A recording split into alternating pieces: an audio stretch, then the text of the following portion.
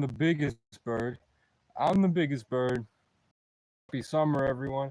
Okay. Biden. I've become Joe Biden.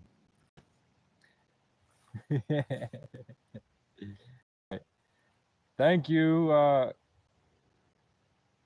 Somebody messaged me and said I hope you have a good day. Thank you, man. You're back.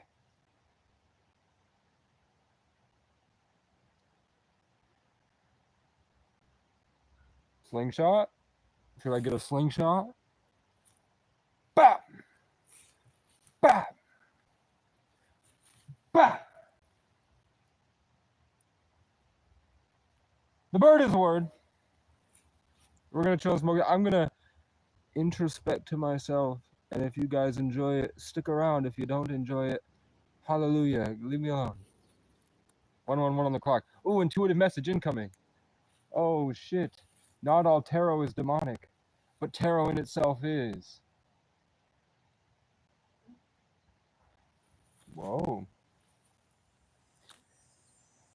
And these cigarettes make me feel like, whoa, what is it? Is it a spirit guide?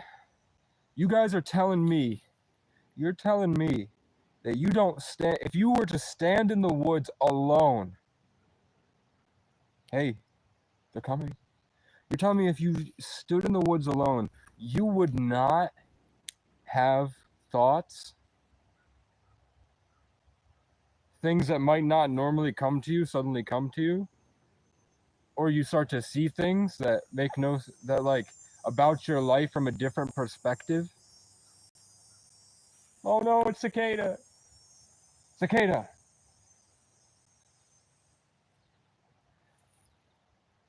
It's almost like being out here teaches you skills.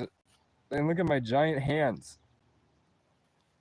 Look at my giant fucking hands. I made a cicada stop with my mind. When I achieve a higher level of consciousness and I get closer to perfection, the crows won't stop. They won't leave me alone. What do you want, man? Is it how I look?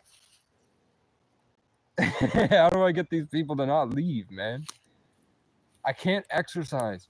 I see a lot of people doing these exercises on the internet where they just go in their dip bar and they do hundreds and hundreds of dips and they get swole as hell and a lot of subscribers. And I can't. Just from playing guitar the other day, my arm hurts. My shoulder hurts. My rotator cuff hurts. I can move it, but it's this dull ache, not like a muscle that needs rest. Like I pulled something. Something, umptin, umptin. Something, umptin, umptin. A bird just ate a bug that was bothering me. Bitch.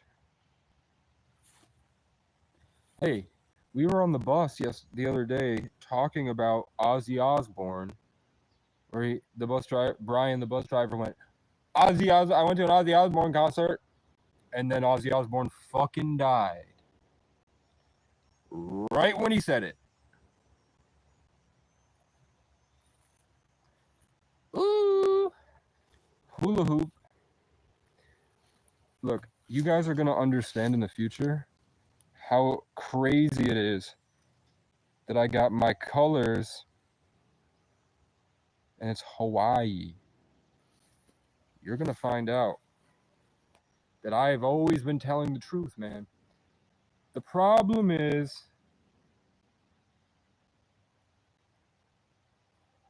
we're enmeshed with the environment and there are toxic things in the environment. And I'm supposed to be, this is the whole point I went to go live stream, but even just doing that, I felt a crow go, and it came in and attacked me. But maybe Saturn in retrograde, Saturn in my first house, Aquarius in my 10th house, 4 different planets that are all retrograde. The 10th house is ruled by Saturn. So Saturn being in retrograde destroys half of my chart. So I don't have this huge commanding presence and the strong boundaries that I usually do. The day of Saturn retrograde, my physical incarnation, which is your first house, where my Saturn sits in Taurus, got damaged and destroyed. I'm seeing in real time. I think that I've isolated myself for my whole life, where if I try to go out of it, I'm forced back to this position because it's given me such a greater understanding and in-depth visual narrative essence. I can feel the story, I can see it at a higher level. I appreciate art so much more. I'd argue that any relationship I have would be more fulfilling because you would have to put yourself through the things I went through to gain this perspective, this rite of passage of being so alone, beat down, broken, and isolated, with all my energy going into trying to make a perfect song. So, because I knew that I was not crazy, and I knew that I had this gift that the world didn't understand. So, if I just pushed it to the max, eventually I thought that I could be like a shooting star through it.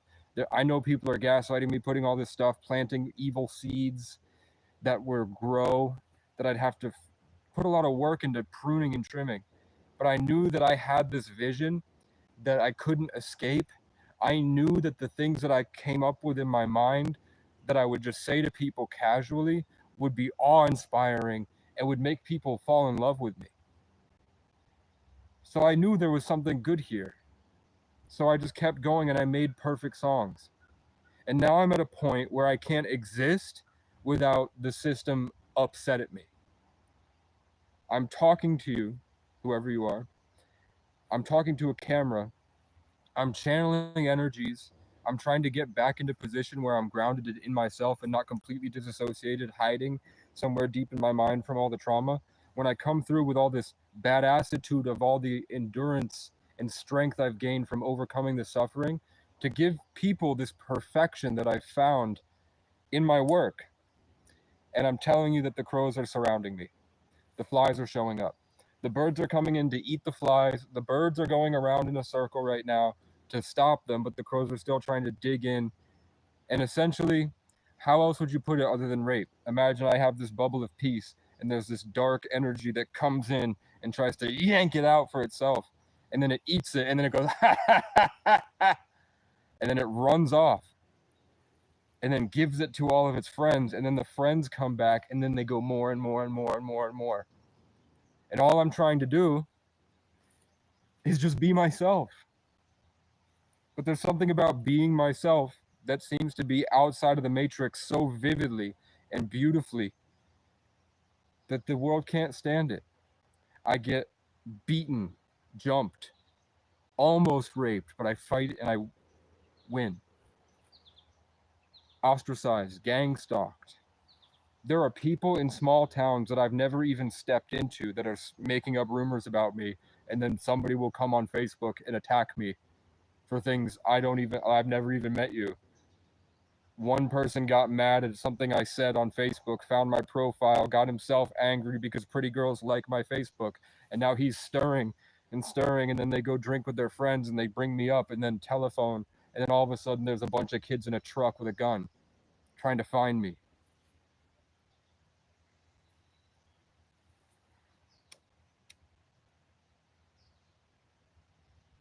But the whole point is that when you go back through all the different systems like astrology, numerology, Bazi, gene keys, human design, Vedic and sidereal astrology,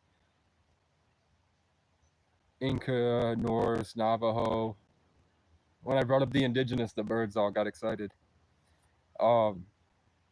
There's an obvious structured pattern. There's something about the human condition that people have figured out across the world. Across the world, people saw the exact same thing and they built their own systems for it. African tribes to this day, even though people are going to the African tribes and giving them books and giving them $2,000 bows and arrows and modern technology,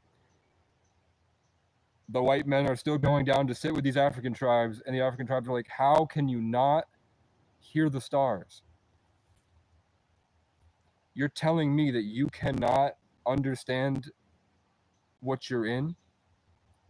You're telling me you're not a part of everything?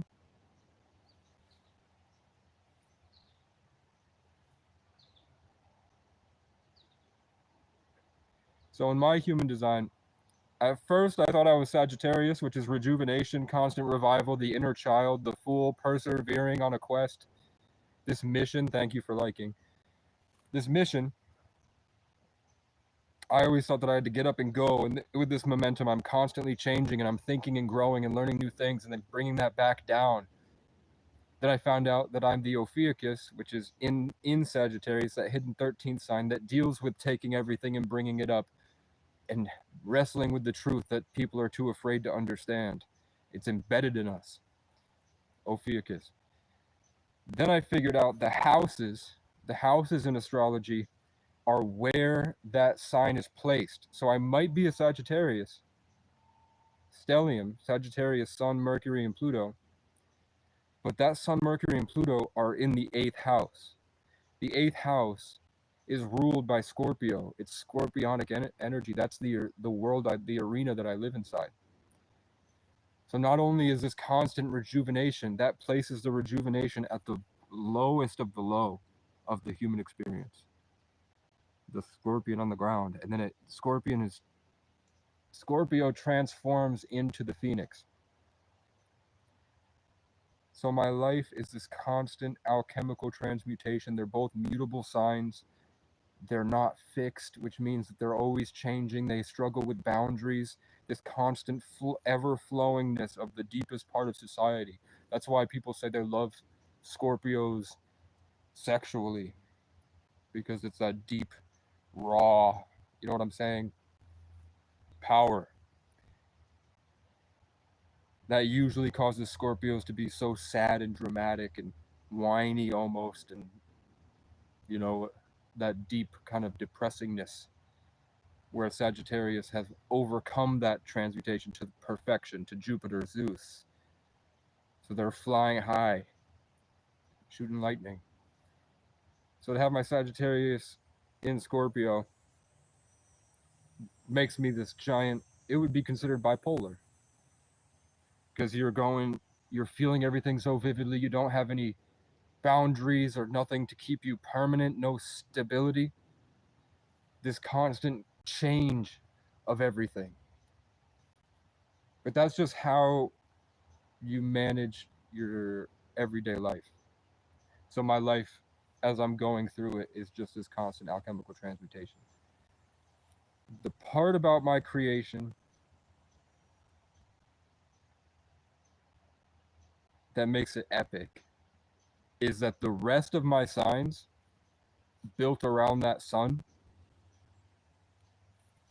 is all, my rising and my Saturn are both in my first house in Taurus. Caught that shit. Fuck you. My Saturn in the first house in Taurus gives me the reflexes, but it also is that grounding. Slow, steady, strong, stubborn. Venus, which is this like warm, loving fertility of the plants first coming out of the ground and the birds waking up and greeting each other before it all gets crazy in Gemini and Cancer and Leo, where they're all communicating back and forth and working on social dynamics, and they're just getting up, they're building their nests, and they're preparing for the summer. So that slow, grounded, loving nature of Venus Taurus. The Saturn, and that's what the rising sign is, your physical incarnation. So whatever your rising sign is, that energy is, let's say you're in spirit and you're coming into the world. The way you came into the world, which is the blueprint for everything that happens later, like your class, basically, is your rising sign. So no matter what, how you started, how you go through life, everything, your body is going to build itself around your first house and your rising. So my first house only is in Taurus, and it has Saturn, which Saturn is like the big scary one, Satan, with the ring around it, the imprisoned god. Saturn dictates your karma, it dictates your punishment, it dictates your challenges in life. Saturn demands that illusion not be present. Saturn will constantly be challenging who you are. When Saturn gets heavy on the planet, only the truth and what survives stays. Everything else gets destroyed, burned, sent to the lake of fire, cast out, destroyed. So the house that that planet is placed in dictates how your personal Saturn affects your everyday life, as well as the 10th house. Saturn rules Capricorn, which is why they call Capricorn the devil in tarot. Capricorns are like cancers that don't give a fuck. They can be very cool, but unhealed, they become victim to the evil of the world. Like anybody, but them specifically. So Saturn being in my first house is what gives me, I'll show you. Now bear with me because I was in an accident. My muscles are atrophying. Usually I'm this big blocky guy, but you know, I still have some. Even just doing this really hurts. But usually my broad shoulders, and you can see I have this even top and bottom. Like my legs and the torso are the same size. This sort of square, broad figure. My big head like this. That's the Taurus and Saturn in my first house. People with like Aquarius placements, I noticed that they tend to be more triangular upward, like their head sort of like it's sort of like their perspective automatically shifts their perception higher because they live up there. And the same for Sagittarius, but Sagittarius has that grounded, so you'll see Sagittarius risings and suns have the jaw, the long, like why the long face? They've got the long face. I can tell a Sagittarius if they look like a horse. Jay-Z, Kai Cenat, Gideon.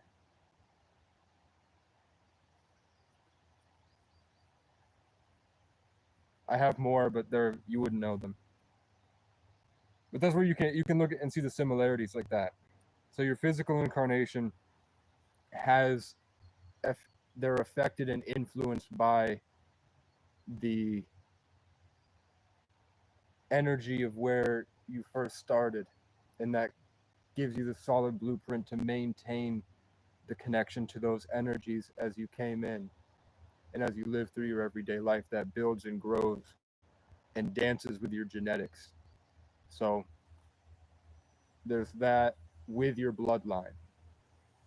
Not only does you have your blueprint from your bloodline, you have the way that you're interacting with the universe and how you are living your life is evolving your genetics.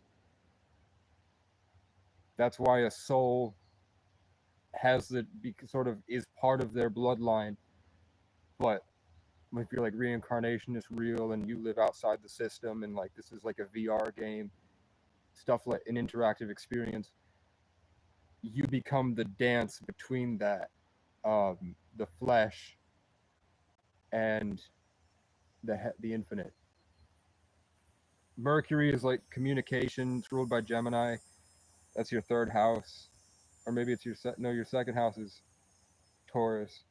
So okay, so my first house having my Saturn is in Aries. It means that I'm gonna have this really strong, like my life would be a constant beat down on my crown chakra. I'm literally, you can just tell Fallen Kingdom, Stolen Kingdom vibes from just that.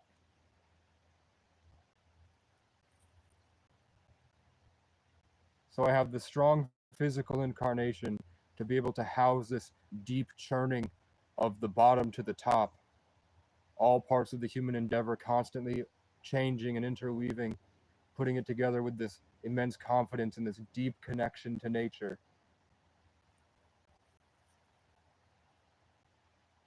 And then my name means a tree, the oldest tree, incorruptible. The tree, the only mention of my name in the Bible is saying that its essence, the essence of Casey, is so pure that people from across the land would come to Casey, take its essence, and use it to build the meeting house of God where you meet God. But the symbolism of it is that they chop down a tree. That tree happens to produce DMT. DMT comes out of the human body when it's close to death. When I was born, the umbilical cord was wrapped around my neck and I was flown in a helicopter to keep me alive. So my first experience on Earth was a near-death experience, Saturn in the first house. The first part of my life was fighting to survive. This constriction. I was born into a prison. My first moment of my life was the realization that something was trying to, my mother was trying to force me into being trapped. Here's the good stuff. Sorry, I know they tune out.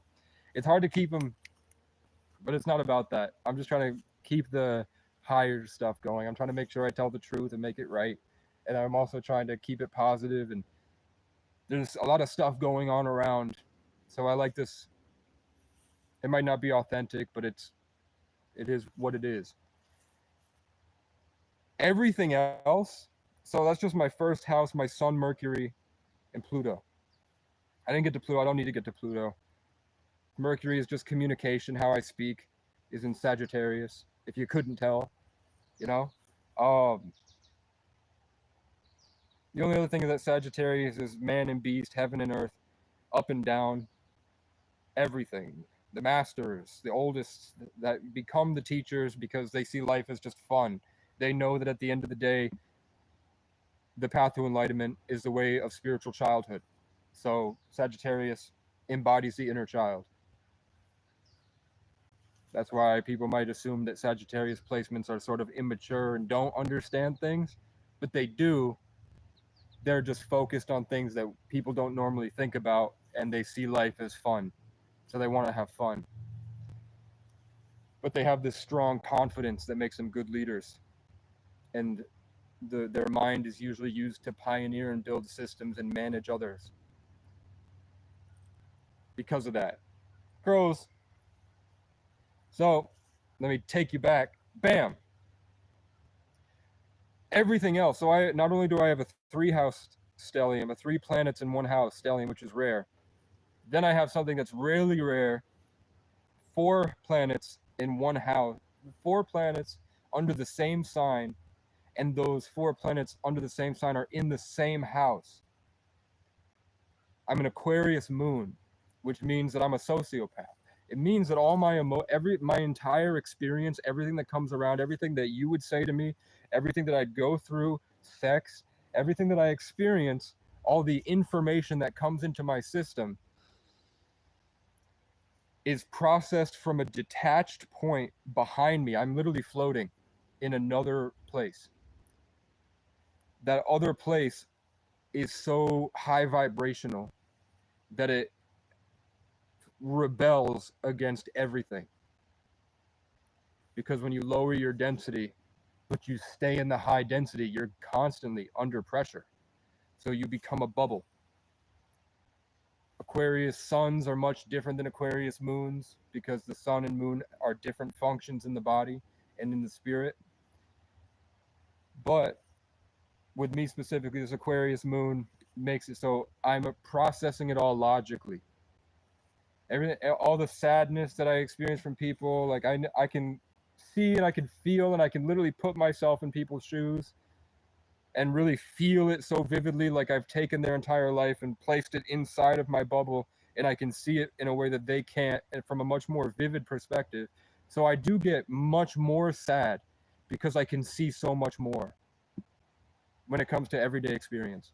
Like, even if just like there's something bad that happened or somebody tells me something, I can literally see what they're seeing. They're telling me a story, and before they even say it to me, I can see the image in their imagination, and it's coming into my field and I'm processing it.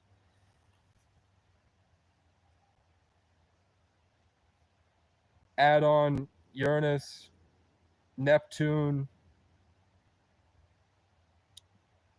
and I think, and the Moon, Uranus, Neptune, Mars.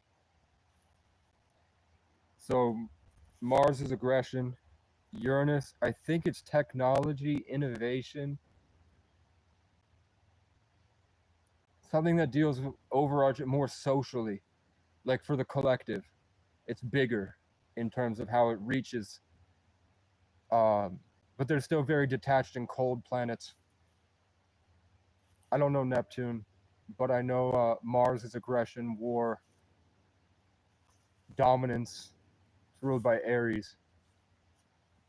And all of that, that detached, rational, overwhelming, vivid, dense, rebellious Aquarius all sits in my 10th house.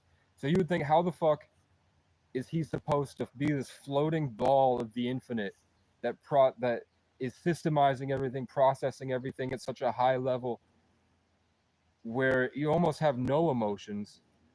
You almost have no real way, like the human experiences would be just foreign to that. And then the things where the way that you communicate in the Mercury and the Sagittarius, you're just carrying this vivid dense on this adventure to try to make something with what you're taking in from everything. And the way they do that and the place that it sits, all this dense, vivid, detached stuff comes through at the deepest, rawest, most emotionally potent levels of the human existence. All the pain and suffering and sadness and the highest highs, like this vivid, long range of human experience that you just go up it, like constantly traveling through and changing this constant vortex. That seems extremely chaotic. Even if you have a body that's strong, it's still like everything else is just so would seem to be this chaotic mess of the universe trying to fix itself and perfect itself at the highest level. It would be overwhelming. It would be like most of my childhood, the only thing I could do was sit alone in the woods by myself. Or some days I would just lay in bed because I had to make sure that I had it all perfect before I could function. And I had a gaslighting, narcissistic, possibly schizophrenic mother alone in the woods out there.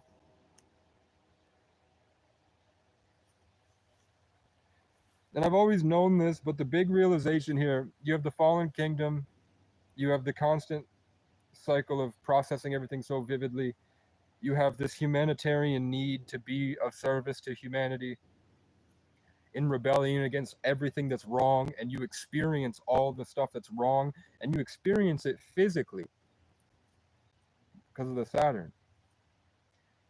Literally just an inner child, a little sweet young boy that's completely a part of nature, more so than anyone else of all the traits. This intense, vivid connection and this strong connection with nature, forced to experience all the walks of life inside of a storm of chaos, trying to harmonize it and bring it back. They're missing out. When people tune out, they're missing out.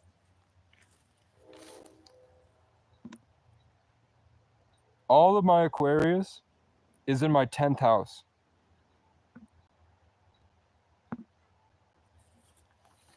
Just putting chat on. The 10th house is ruled by Capricorn.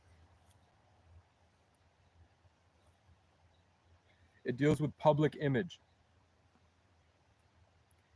It means that all of these humanitarian aspects of my life and that all that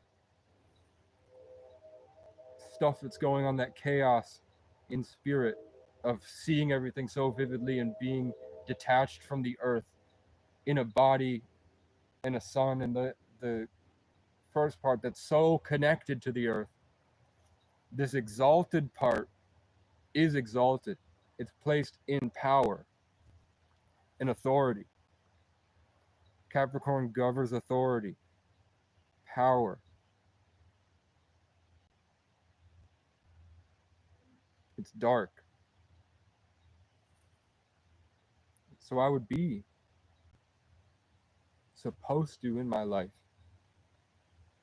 slowly go through this horrible pain and suffering over and over and over again, forced to learn my lessons the hard way, alone, on a journey, constantly shifting and changing and morphing as I go, to slowly bring my ideas and the things that I create to a place of power to affect everything.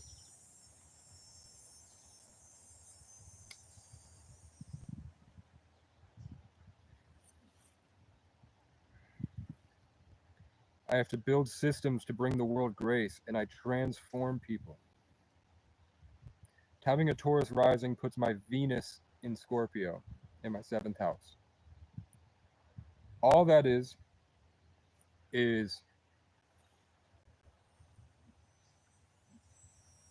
the vivid intuition and the deep, raw emotion and the emotional depth of Scorpio trying to love somebody, like have a relationship with somebody. It means I'm all or nothing. It means I have all these amazing gifts, but in order to love somebody, I can't have dishonesty, betrayal. I need commitment. I need to be invited. In order for my gifts to actually be able to be shared with people, they put a hindrance, or I put a hindrance, or God put a hindrance, and all of the above. There's a rule that the only way to actually get the grace that I naturally provide is that I have to be appreciated. And you can't do me wrong, because I can't let it go. It'll swirl around forever in all these overarching narrative energies. It will be pollutant. And I'm forced to forgive them. But if they can't change, and I know they're just going to do it again, I can't. It would breed jealousy. That jealousy would stir around through the Aquarius back into the 1st house Saturn, and I would start to hate, like, my body would just it deteriorates. Like, I could show you pictures where my whole face sinks and I just am non-existent because I've committed myself to somebody that cannot give me what I need. And what I need isn't like controlling. It's just I need people to be what seems to me normal, decent human beings. I can't have jealousy, power games, unhealthy competition, corruption. They can't have too bad habits. They can't be influenced by negative things, because I'll build that connection and I can see that they're now part of my army. They're in my garden. But I can see that all the entities floating around them trying to get in and guide them towards the destruction of that connection. The Venus in Scorpio just means that that's where it operates. Venus in Aries would be a much different way of loving and having relationships. A Venus in Gemini would be much different. The Scorpio just, the toxic traits of Scorpio is that they're jealous. They could be stalkerish. They could be obsessed. Constantly trying to change it for the better. Everything could be so much better. So these karmic lessons in the healing process reroute through the first house, which means I have to, and in Taurus, I have to experience it slowly, vividly, intensely, dramatically. It hurts. It's gonna hurt me physically to go through these things, and I suffer it. It's not like an emotional, mental journey. It's a literal physical journey of having to figure out what loyalty is and what good people are. Meaning, bad people are going to try to rape me. They're going to try to steal my life force. They're going to try to lead me into traps physically to pollute the bubble and try to keep this toxic head crab over it. The crows are going to constantly try to stop this. But you'd think, Mars and Aquarius, boom, Sagittarius, pew. The Taurus is like the Taurus in there. You'd think that I would be like this monster, like everything would be fine. I would just, anything that happens, it's like just brush it off. This amazing warrior, you know what I'm saying? But the part about Venus in your first house, that Taurus, that puts your Venus in Scorpio, the Venus energy of Taurus in the first house, but my Venus is in Scorpio in the seventh, which might, the seventh house, Aries, Taurus, Gemini, Cancer, Leo, Virgo, Libra, I think, in October. So that makes a lot of sense. That diplomatic love, also ruled by Venus. Libra and Taurus are ruled by Venus. That makes a lot of sense. That adds balance. Libra's all about, no matter what happens, it balances itself out. That makes a lot of sense, actually. Because Libras can be that flirtatious, but they're also very detached as well. Less aggressive with their expression. So that makes sense. But the Taurus rising also puts your Aries in the 12th house in Jupiter. Jupiter is expansion and growth. Aries is expansion, the crown chakra, ruling this vivid, intense fire, war. But the 12th house makes it, I don't know the right terminology for like all the different aspects of the 12th house, but I know for me specifically, I think it has a reverse effect on those things. So being Jupiter and Aries in the 12th house makes it so instead of being expansive for war, it makes me afraid of confrontation. It makes it difficult for me to assert myself. Even if I know this, it's like a big, long emotional process because I don't want to, like it lets me appreciate the beauty of everything more. And then when I go to disturb it, it's hard. People might mistake that for being a bitch if I didn't have all these other signs to hold the dignity. But when I speak, they might be overwhelmed by grace. But they don't know. It took a lot of work for them to really feel like I was getting my point across. Like narcissists, people that they see life in terms of this dominance back and forth. When I speak, they're immediately going to be jealous of me. But it's going to be very hard. I had to figure out this long, convoluted, constant fighting on Facebook and arguing against police that wanted to hurt me and all these different things to really figure out boundaries because my boundaries would be inverted. Even though it's in the 10th house with the Aquarius and stuff, the boundaries are barely existent. Which is good for like freedom and traveling and doing things, but when it comes to like the constant crows violence, dominance games, narcissists, demonic negative energy and all that stuff, I feel it so much more. It's like I can't stop it because I spread out and become it, and all of a sudden it's like different systems that used to be really positive. It's like everywhere I go, if there's like negative stuff in the woods here, I'm gonna feel it, and I'm gonna feel how I'm like a garden, and the influences just kind of walk in. I have trouble with the building the walls, like a cabin with no doors or windows, or a tent. So you can see how these lessons I need to learn are taking place in my physical incarnation because of Saturn in my first house. I literally have I get a 3D visual representation of what my spirit is like. And and I do the challenges and I do these things and I learn these skills on Earth in the 3D because of my first house. I struggle with confrontation. I struggle with blocking negative energies out. I struggle with being dominated because of the traumas and because anything that happens, I process it all. It just comes into the field, into my bubble, my ball of air. And then I have trouble like filtering the air. So I transmute it all with the connections and everything. And I have this vivid, strong connections because of the Venus in Scorpio. And then the Sagittarius in the 8th house, Scorpio, is where I live with this strong, sturdy, blocky, slow moving, slowly growth over consistency. So I have to fight off these crows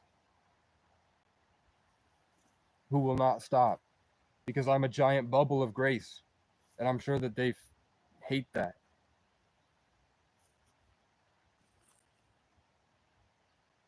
Plus, I have a lot of people that try to completely disable me. I have people that they came for my reputation. They tried to steal my girlfriend from me. They tried to really get in my head. They tried to implant like bad seeds. They tried to make everybody else feel some type of way about me. They tried to literally change my image so much that it would change me on the inside. They were really trying to destroy me. And then they were trying to take, literally copycat the good things about me. Like they were learning from me and then trying to destroy me so that they could literally get into that spot and be me. They liked how people talked to me. They liked how I would walk around and how people loved me back in the day when I was young.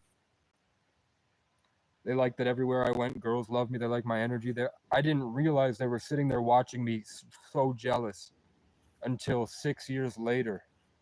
He would sit outside my house drinking and just freaking out. And he's still trying. I still have dreams I have to beat him to death.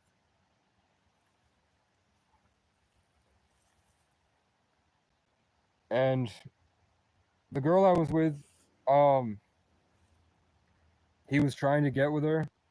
I knew that he was not, there's no way he's anything more than me, he's less than me. But this girl had a negative entity. Now that I've taught you, like now that we've gone through the masterclass, I can speak normally and people will understand what I'm saying, which is really cool.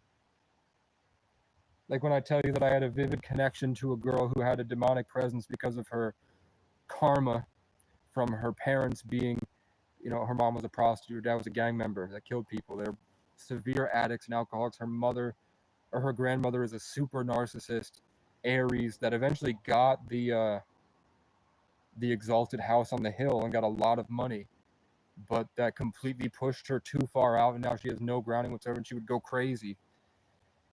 She had like siblings that would abuse her, that were jealous of her looks because she's beautiful, probably the most beautiful girl in Vermont. Until I went to the rodeo and saw one. Finally, it took so long, but I finally found someone that I felt looked better than her. You know what I'm saying? At least in Vermont. And I feel like when you go further out of Vermont into America, you get just complete, so far from natural order and just common decency that the people are so sick and twisted and society is messed up. Like I'll go just to New York, which is 60 miles, and then all the girls there have been with like 30 guys by the age of 19. They're all just doing drugs, fucking each other, posting on Instagram pictures of themselves, trying to start OnlyFans, get a bunch of money. They don't even know what this is like. I'm not sure they'll ever know what this is like. Realness. But they pride themselves on being the realist, which is funny. But when I say I had this vivid connection that she kept being forced to destroy, and then it was in my metal years, so 2019 and 2020, 2021. 2019 for eighth house people is the worst year of your life relationship wise. People with strong eighth house placements in their 19th year will have the worst relationship of their life, and that's when mine started. Of course, the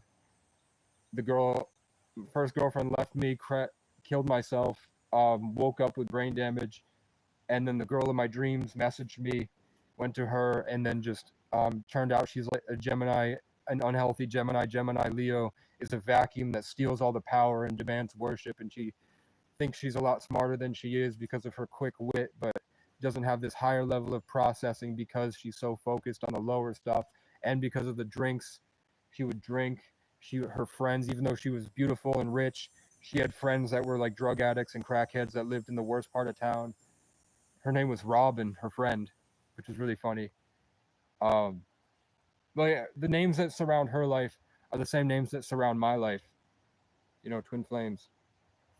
She has an Ethan and a Gary and a Sue, Avery, Jaden, Phoenix, Liv, Olivia, um,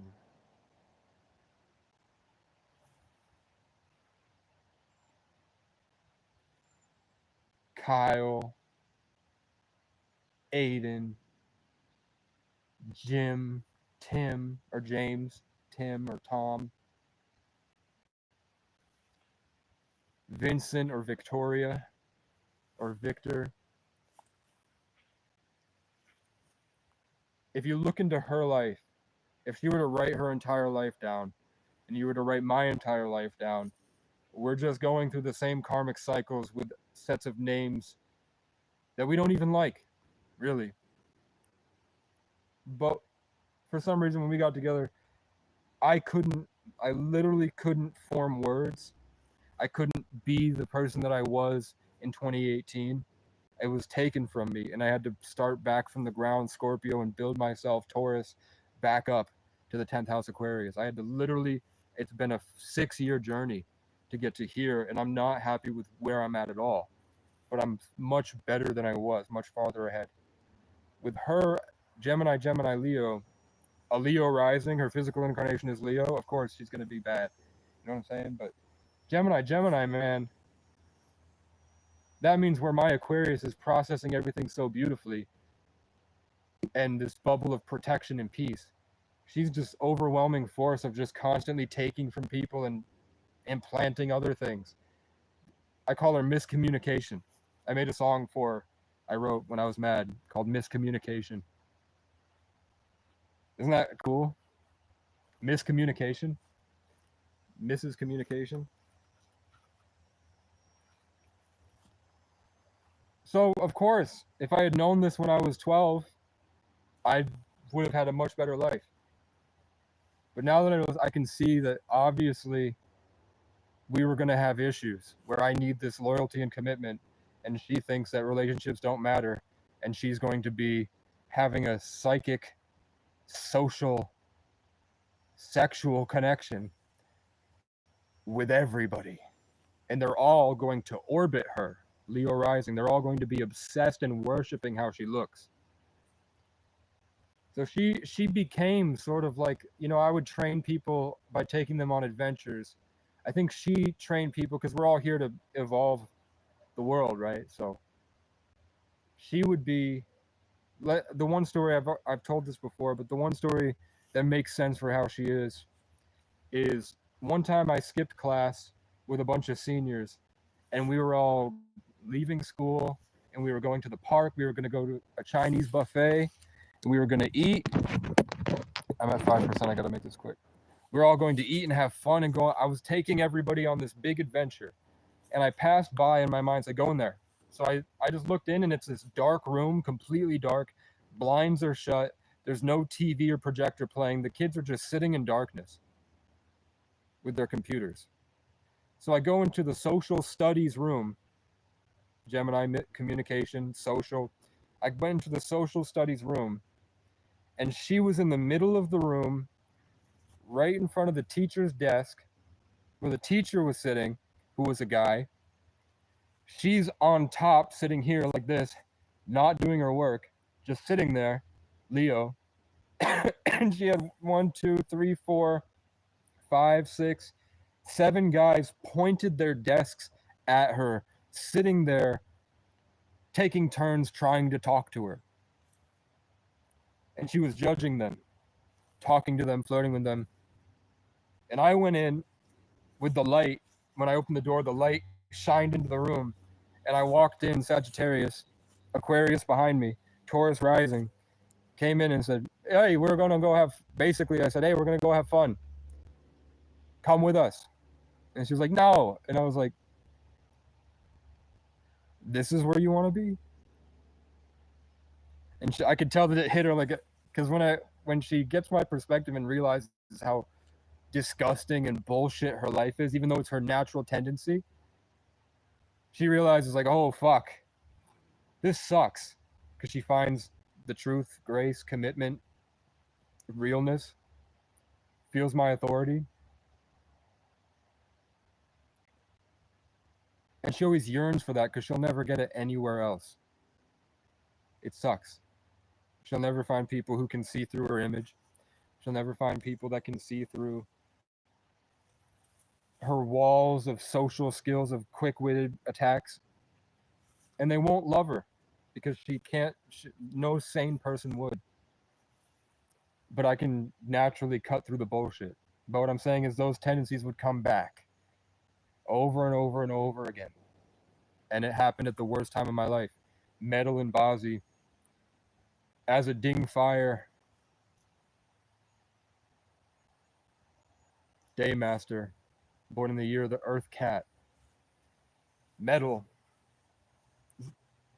is the enemy. So even though Rooster is metal, it means that my creativity was gone, which I survived by adventuring and making jokes. It meant that I was burdened physically. My Saturn return came, not my Saturn return, but my Saturn and Taurus first house came, and I was literally energetically destroyed. I couldn't light the fire. So I survived. I made relationships. I had great sex. I had great adventures. I made friends because of the things that the experiences I could create and what my body looked like. Sorry. You know, like what my physical and something tried to break my boundary and it couldn't. It flew there and it usually lands, but it couldn't because I was getting back to the what I'm trying to tell you. This fire that makes the world mad. And they did just try. All that taken from me, I was put in public housing and unable to create anything. But the metal year focuses on discipline. Metal is disciplined, groundedness, slowly forging that sword. So I was placed, physically, karmically attacked. I was put into public housing. The Aquarius was attacked because Saturn is in my 10th house. So I had pedophiles and the most mentally ill people in my garden and nobody else. So in a way that I used to come and bless her, she would come into my life to bless me. But as I'm sitting there with her, I can see that she's like this vivid monster of other people's faces. And I can see all the connections that she has with people. I could see, like, the Venus and Scorpio sucks with the Aquarius, in the Sagittarius. I can look in to people's lives and I can talk to their spirit guides. I can see what's going on. I can see where they are. They would tell me when she cheated on me. I'd be sitting here and I get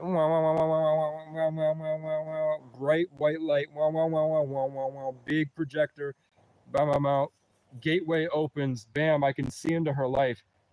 She's getting railed. They're showing me, go through Chloe's memories. She lied to you about this. This is what actually happened. I let it stir, and I'm sitting with the girl that I love that fucking lied to me, man. That would lie to my face at the worst point in my life. And all I needed was the truth. Venus and Scorpio. all I need in the Sagittarius, all I needed was, I didn't need commitment. I needed honesty.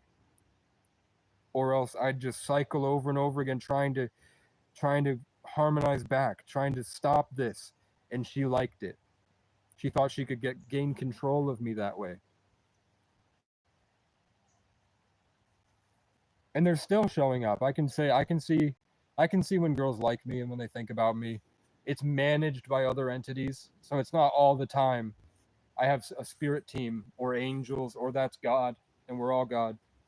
And then I have enemies like these crows, cops, creeps, cunts, crackheads, and colonizers that Saturn in the first house. They try me every day. Every day is something different. I never get a chance. I get maybe an hour of peace. And that hour is usually I'll feel peace for a second. I'm like, oh my God, I'm back. I can feel it. I'm sick. I can remember who I was. Oh my, I'm immediately start going into, oh, how do I fix my life? How do I make everyone's lives better? What can I make? What songs can I make? How do I just feel better? What else is going on? What's going on? And then all of a sudden there's an alien, loud noises, crows screaming, poles trying to take it for themselves. And then in the past, when I beat that, suddenly I'd get jumped. Somebody would just show up and beat the fuck out of me. And I couldn't stop it because I'm in a tent, and I'd have to grab my machete and try to get it out and then try to cut my way out of the tent. One time I was on a cliff and a guy jumped at me, spit in my face, tried to push me off the cliff, and I had to try to get him off the cliff. I've been jumped by police 4 times now. And maced for no reason other than he liked it. And they would pretend like they didn't like it, and then the next time I would speak to them, they'd be completely punished by the Lord, down and angry. And I'd be like, can I get my stuff back? And he's like, what stuff? That's how the cop looked at me. What stuff? Are you just going to come out and say that I stole your energy? You can feel it on me, right? I took it from you. And you can't do anything because I have qualified immunity. So go sit back in the woods powerless and let the crows scream at you. And then I'd just pray. And then they'd show up again with a mental health worker that said if I didn't know what day of the week it was, they were going to haul me away for a long time. They told someone at the gas station they were going to get me out of town by any means. And I'm not the only person they do this to. I met tons of homeless people that would be on the bus crying. There was one guy on the bus outside Capstone crying because they showed up in the woods and they beat him. They just beat the fuck out of him because he could not get a job because he had mental illness that a mental health institution isn't going to fix because it's not a mental problem, it's a spiritual problem. And if he understood everything that I just said, we'd be able to correctly identify how that's affecting his life and where his challenges are so that we could instill in him a growth over consistency mindset so that he can write down these problems and exactly what happened and then try to implement different solutions until he can figure it out. That's what I do every day. Every day I'm learning more about how to get the crows to stop. But the problem with the Earth School is that it's hard, man. The Earth School is hard. It's a challenge. It's not just I get to figure out the crows.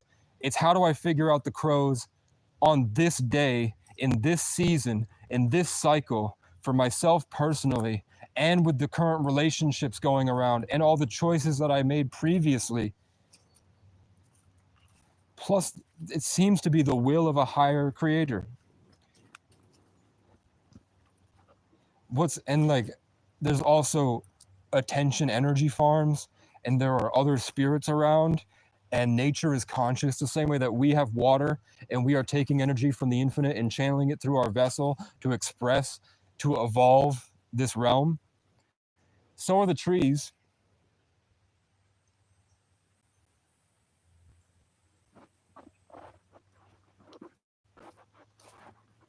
And the birds. And the squirrels.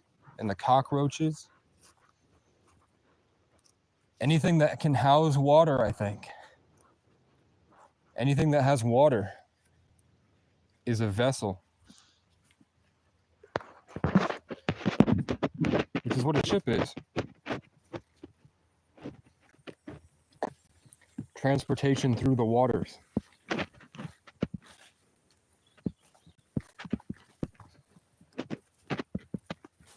And all I'm really trying to do is either get back what was taken from me and destroyed, like the people that used to steal my Legos.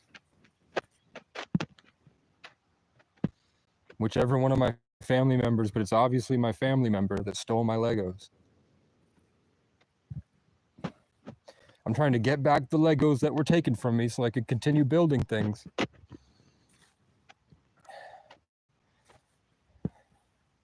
And I'm trying to stop the hordes of things, trying to change the Legos as I'm building with them, trying to prevent certain Legos from entering my room. And then when the things I make get too incredible and people start to become interested in what I'm building, or I have the potential to teach other people how to build Legos, then things come into the room and attack me. Usually it's people that I love, because they're the only people that I would let into the room.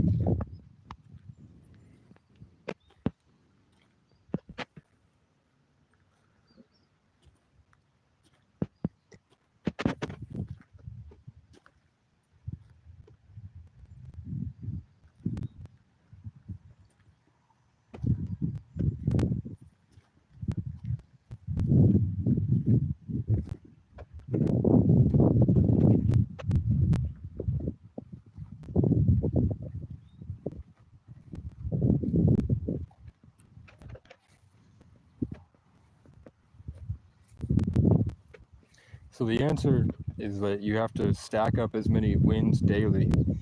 And all of life, you see, as I'm getting positive and I'm bringing the truth down and I'm giving you positive answers and inspiring, something that could change your life, the crows just tried to rip it out of my head. They tried to rip the idea out of my head so I couldn't think.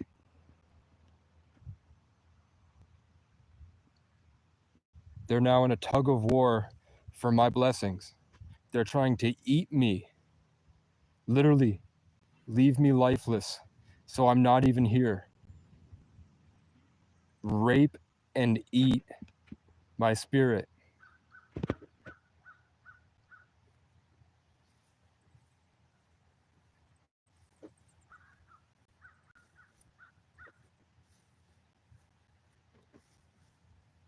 I just scared them away with my mind because it's an 8-day. It's the 17th. It's the only day that you can do that. The only day that I can get the crows to leave are on 8 days.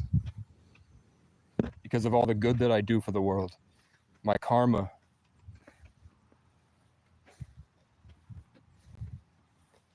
And also, that didn't scare them away.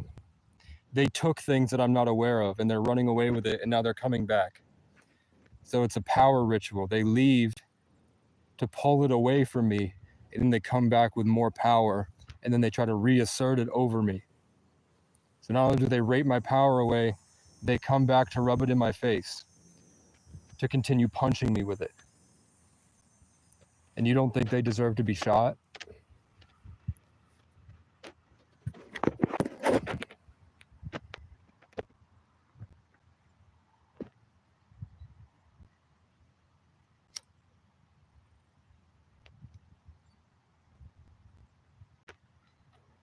The problem is I don't have the scientific equipment necessary to measure the changes in the electromagnetic spectrum to show you that the energy is actually transferred and the heat is transferred. Because they won't give an instrument to the public that can see all the attachments that we have in our communities. They won't let us see that the sun is like this giant hair, like an avatar where the hair comes down and attaches to your hair. Because they showed you that God, like, religions would all cease and it would be the truth. It would be revelations. All the governments would collapse. Everyone would connect to the spiritual ether. And they could just, the way that I can see that my girlfriend was a whore, not in any cool way,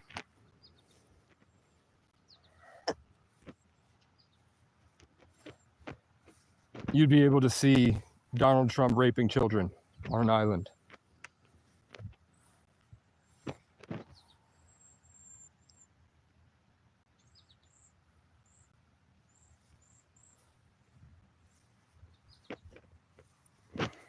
So I can't kill any crows. Because until we can prove what they're actually doing to me, which would get me killed, like even this might be too much. Do you think that the problem when I get off my phone and everyone I talk to feels the same way I do? But to people that are so stuck in their screens, addicted to their phone, they think I'm crazy. People tell me I'm the purest soul they've ever met. They tell me I'm a genius. They tell me I'm inspirational. They only tell me good things. People on their phone like my mother, who is so stuck and mentally ill, narcissistic.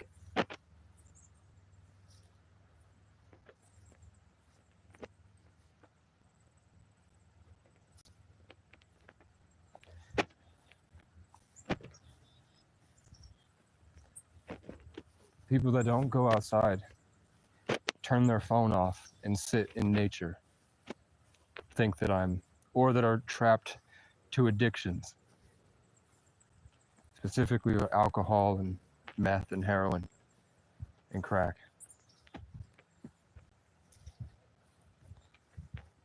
They have things attached to them that won't let them see this.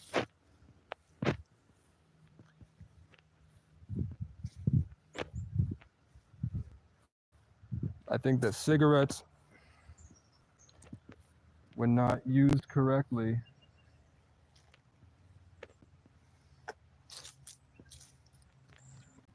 I think most people that have cigarette addictions have demonic entities. Like when you sit by yourself, if you smoke cigarettes, when you sit by yourself and all of a sudden you get this like feeling, it sort of feels like this, you know? Like when the thought comes to you, it kind of sounds like this. Even if you don't realize it. That's an entity that feeds off of your energy by lowering your vibration to a point where it can exist in this realm and then uses you like a puppet to spread its influence, and slowly it grows until it can possess a body. So those fallen angels that can't exist on Earth try to very hard. What I'm saying is that because of what I just talked about with the crows and the etheric cords and all the parasitic attachments and whatever, and the fact that I don't take my omega-3s, I'm smoking the cigarette because I like how the pain feels. And I also don't feel the influence of that thing because that thing doesn't leave. It's not like if I smoke, it's getting worse. But when I'm by myself and the camera's off and I'm alone, I don't smoke too much because I can vividly feel when something is encouraging me to smoke.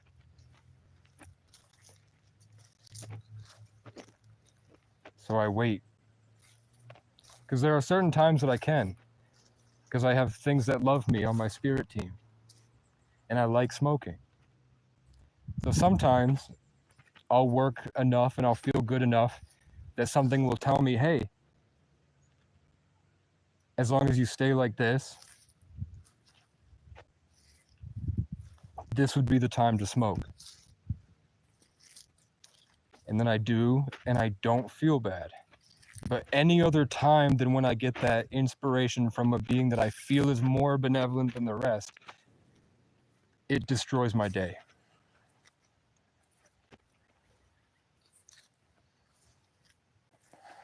I don't know if there are any ticks. Masterclass.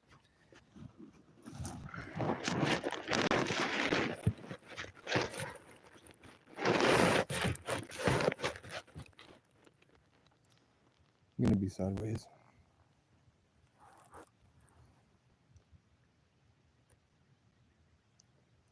It's so much work just to be normal.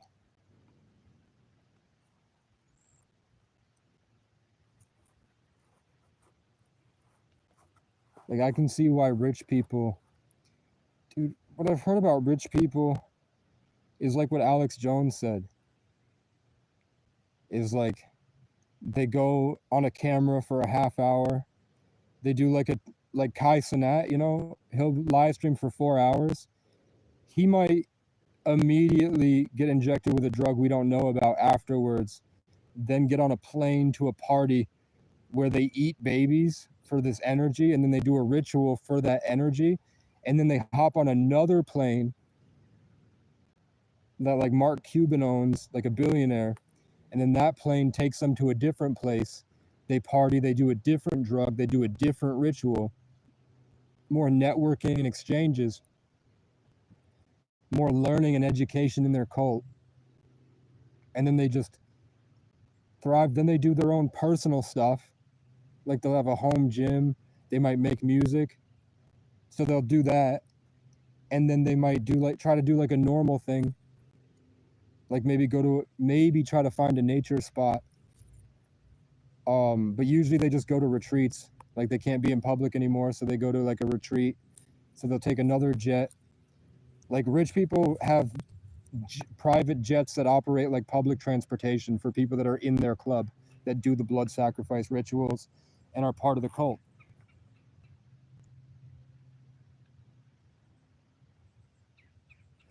So you might think that Kai Cenat does a 4-hour live stream, hits the gym, eats some good food, hangs out with his friends, and goes to sleep. Meanwhile, he traveled 2 different continents, participated in a human sacrifice, got injected with some stuff, put a demon in him, and then the demon does the next live stream. Maybe not a demon, but something. That's the stories that I've heard from people that work in the music industry and work in Hollywood. As recently as last month, somebody I met in public told me that. And it's the same story from different sources across the country. So there must be some truth to it, because I'm not seeing it online, other than that one Alex Jones podcast that came out a couple years ago, maybe.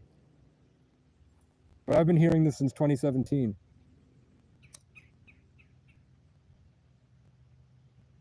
It's Hotel California. You're fighting for your dreams alone. You step into the wrong room. Now you can't get out. They've trapped you. And your life doesn't get any... The only way your life gets better is if you bring more people. So then you go out and your job is to bring more souls into that hotel.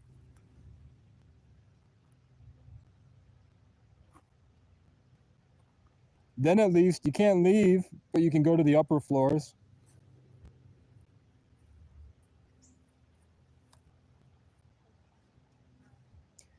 But supposedly, at the end of it all, when your life is over and you're dying and your gift from God has been ruined by your choices, at the end of it, they like bring you to hell, and then they go, you're like, oh my God, I can't believe it. Oh no. They might make you suffer for a little bit, and then they're like, yeah, but God owned you the whole time. You're still part of God.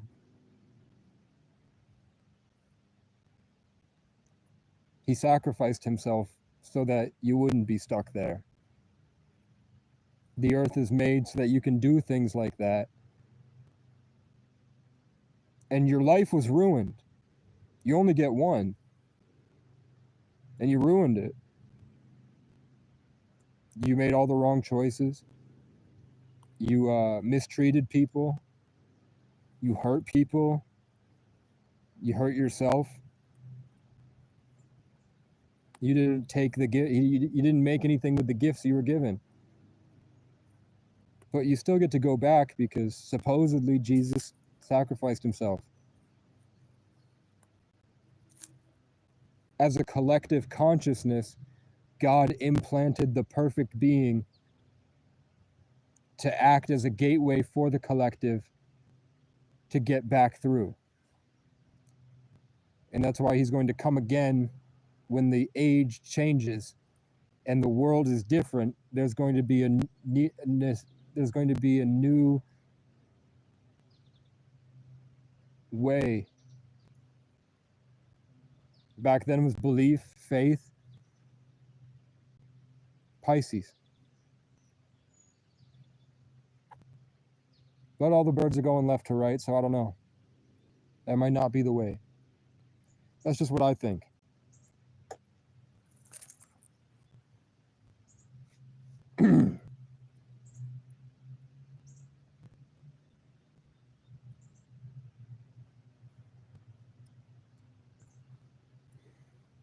I know this makes me boring.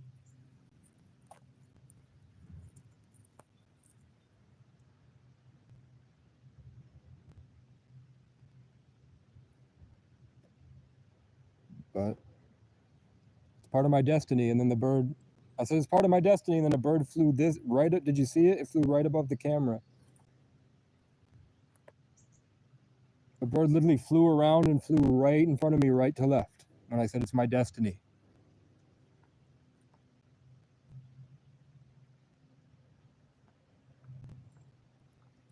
But I'm out of fluid. I'm out of food. I'm staying here until Monday because that's when I can take the bus back up. I'm going to charge all my devices, and maybe I can get maybe if the guys are kind, I can get a fountain soda from Cumbies. I don't want to overstay my welcome, but I don't think they seem to mind. It's just kind of humiliating. Because when I learn more about myself, I regain some of my dignity, and then I can't, all of a sudden it becomes power gaming. Like the people that are kind to me are only kind to me because I'm down. When I start to get back up, even though the same circumstances apply, like I might have more energy and be more present and to be able to have different emotions and a different experience, doesn't stop the fact that nobody will hire me. I'm in pain from an accident because somebody twisted my brakes. And I have no one, you know? But they feel the difference because I'm happier. And then they start to not help. Their demons take over.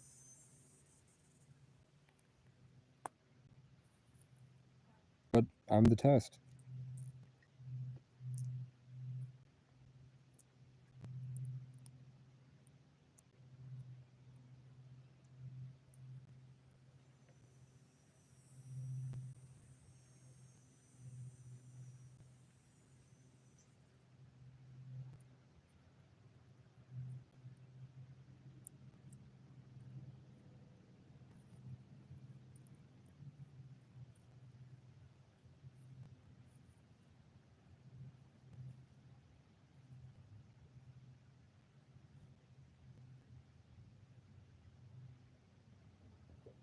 I still have karmic attachments.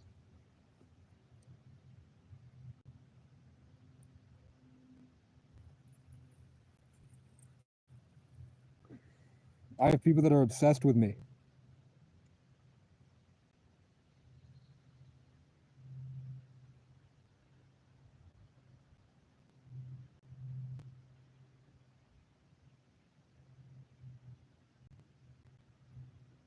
I have people that see me as a threat, that want to do what the crows do to me. Destroy me and take it for themselves.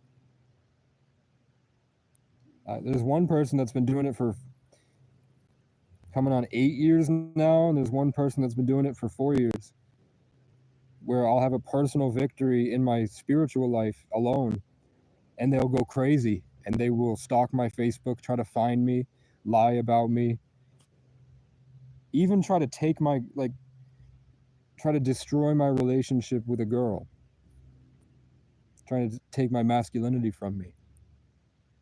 all because of something, all because I was just really good at improving myself without external circumstances affecting me. I just knew how to love myself and take care of myself every day, and I slowly made progress working out, supplements, music, social skills, rest, school, and I built a good life for myself. And the worst part of people came at me and continue to come at me to this day. They're still trying. These people are still trying. And it just happened to a lot of it happened at the worst times. Like these moments that kind of stuck these people to me, where they came at me and got up close and personal. And that felt like it created a close connection that I haven't been able to get off, like a leech. That would have only affected me because I was traumatized and put in housing and whittled down by a toxic relationship and had friends that were energy vampires and a bunch of other stuff. I don't know why Michelle is like I don't know if I'm connected to them or if I have a spirit team, but or maybe I might accidentally be like maybe subscribing to somebody might accidentally do something. I don't know. But sometimes I'll be talking and then this girl that I watch on YouTube will float above me and I start to change to the way she speaks. And then sometimes another reader that I watch that I commented on their posts will be like floating below me. Like there's a girl that floats above me. There's a girl like a mom that floats in front of me. And then there's a guy and his girlfriend that are always below me.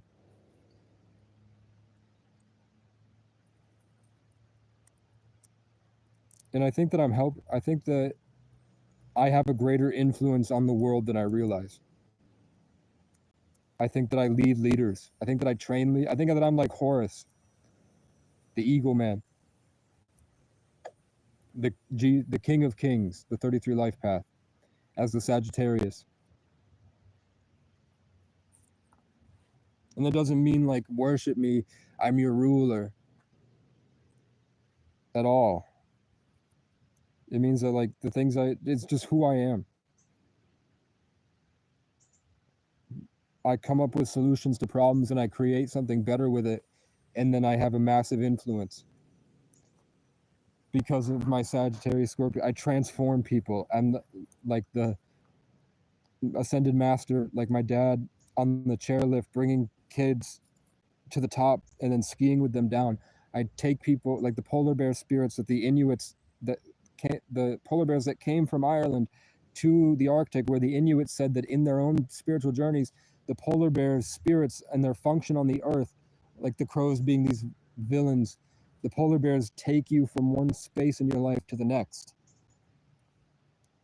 So everywhere I go and everyone that I meet, every moment of my life, every second, everything that I'm doing has this immensely transformational effect on the world outside. So of course I'm designed to be a magnet for all of the problems because I'm a sorter, and when I sort them, I come up with solutions and I see them expressed through creators that might be alone and empty, and their whole job is to be receivers for my signal fire.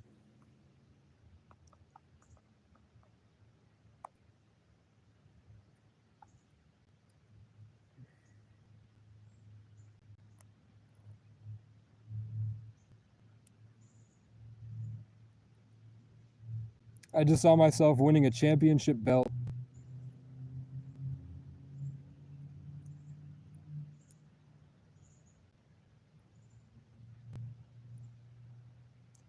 I see 101 Dalmatians, Cruella de Vil, like imposing on me. I keep seeing this dragon, and it's not evil, but it's cunning. I'm seeing this angel. I think it's an angel. It's the same thing from Overwatch. but it's more like there's this connection from God that's coming down, that the hair moves and then projects an image around me so I can see it. A bunch of bugs just flew up off the ground at once.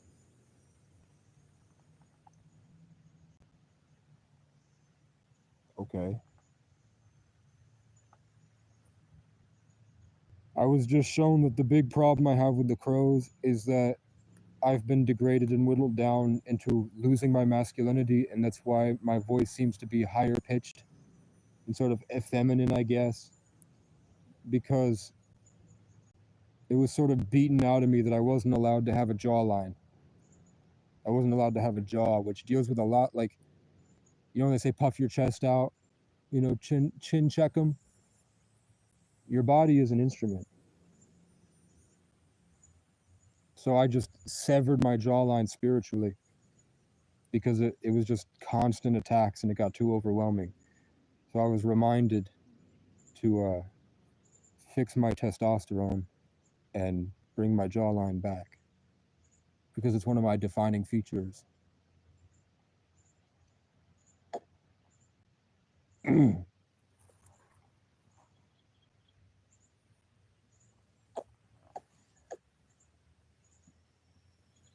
There's a lot of negative entities. It's a spiritual war. There are things fighting for us in realms that we don't see.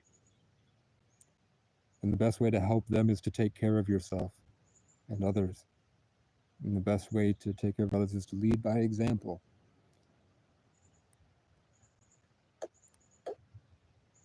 But I tried to do that, and immediately I'm injured. I don't, like, even just doing this hurts. I can't do a push-up right now. I just do a little bit because I know you're supposed to work the muscle as part of physical therapy. But it needs a lot of rest, and it probably needs a lot of protein. So I have 15 bucks after buying phone service. I'm hoping it all, like, I don't want to be, the jobs didn't get back to me. The best thing I can do is rest and play guitar. Fast, sunlight, and then my diet. I have eggs back at the cabin, and I have a bunch of chicken back at the cabin. As long as the mice don't eat it, I don't really care if it's, I don't know how long eggs take to go bad, but I've got, hopefully, I know I have 1 day's worth of eggs left, but there might be, I don't know if they're bad. But either way, I have chicken, so I could just, instead of eggs, do another thing of chicken, and I'll still have enough until the end of the month.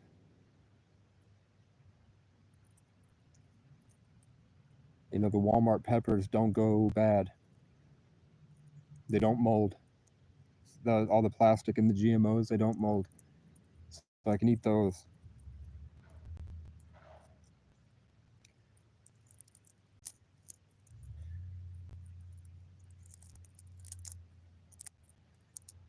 I was hoping one place would have hired me by now. I know it's my fault. Like, Heather has given me so much money. If I had just saved it, I spent it, at first I had to spend it on restaurants that would kick me out if I wasn't a paying customer, and it was like -40. Before that, I didn't have the camping stove, so a lot of the foods that I was able to eat were only like Cheez-Its, bags of chips, and I'd go in on the weekend, I'd go into Price Chopper and have them for like 15 bucks, get 2 pizzas, the big pizzas, and they would heat it up for me sometimes. And then the rest would be like some places I could only go to gas stations, and gas stations were really expensive. This camping stove saved my life. I would be fat as fuck right now. Now I can cook canned chicken with tortillas. Before that, The chicken on its own made me. It's disgusting, man. It tastes bad. It feels bad. It feels weird to eat. I don't like it, so I didn't eat it. What did I eat instead? I mean, I would have Gatorade. I would have Gatorade protein bars, and those were expensive. Um, I'm trying to think of where all my money went. It was mostly drinks. Like every day, I would get like 2 Monster Energy drinks, which were $6, and 2 Arizonas, which were like 350. And that eats up all. It's 10. I get $280. So in 31 days, I can spend a little bit less than $10 a day. And that's what people are like, your food stamp money, it's going to fudge rounds, it's going to chips, and you're getting fucking fat. No, we can't eat. I get 1 meal a day, max. Now I get 1 meal every few days. Like I can go up and cook a couple. Now that I have the stove, I can cook like 3 burritos and I eat it in 1 meal, and then that lasts me 2 or 3 days. Those people are getting obese because they don't do anything. Like my aunt and my mom are fat as fuck with their food stamp money because they're eating unhealthily, but they're only eating 1 meal a day max. It's unhealthy like a pizza because pizza, like Walmart Tostitos pizza are like $1. Tony's Pizza at Walmart is $1, so you can get 280 of those. So the unhealthy stuff is cheap. I wish all I'd have to do, but it's not my job. I forgive them. I wish them the best, but I can't. I don't think for the rest of my life. I think I devoted a couple years to saving them, and it didn't work. I'm sure. I'm sure. Here's my car confirmation. You see when it gets positive. Um, Influential, personal. That isn't just complaining.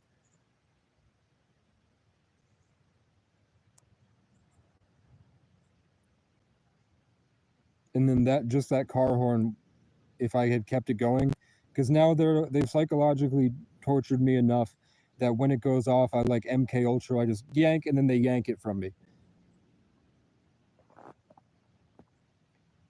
Who I really am, my authenticity, and not this shell of this pathetic shell.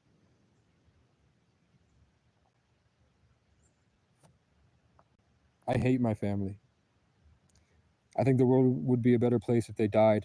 My life would be if my if I, as long as I had my stuff that they have in their basement, which I plan on getting at some point. Once I have all that, they don't have a positive impact on anyone.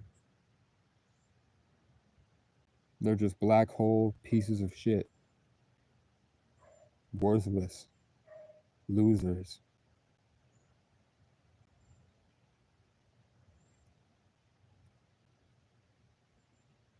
Unaccountable narcissists, obsessed with themselves and can't see the truth, living in delusion to cope with their failure as a being, corrupted and being used to hurt other people and playing the victim. So of course I'm going to be publicly victimized because just like this is cool. Just like I said, I needed proof that the crows steal our energy in order for me to feel justified in killing them.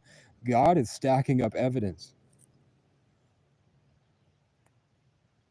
God is is stacking up evidence. He's watching you make your decisions. He's watching you not take accountability for lying.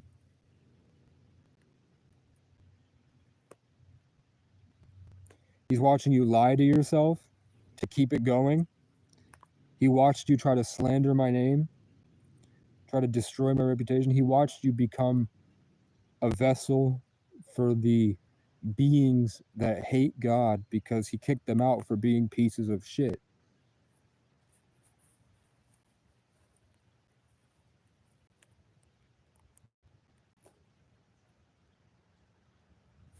And it's just a long list. It's exactly what I'm going through. Where I'm trying so hard to love them. Not my family, but anyone. And there's just so many things wrong and in the way. And it's just, I had to let them keep going and keep hurting me until I finally had to just say, fuck it. I'm going to leave you to die.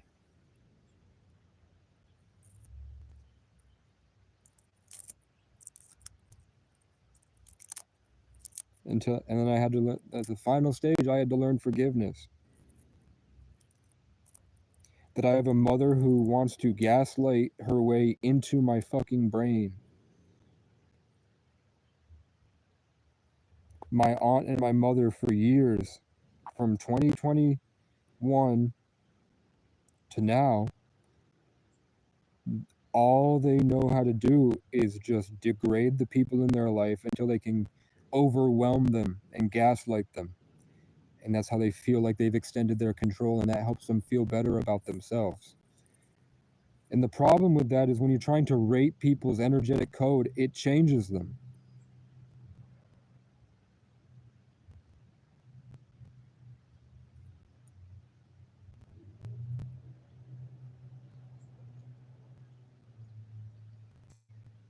My mom doesn't realize that the phone call she had with the police was not that I was out of control. I was in control. I said, hey, I'm having a bad night. I'm going to charge my car battery and I'm going to leave and go better my life. I'm going to go DoorDash, get a gym membership. Goodbye. What the demon that controlling my mom and my mom together did was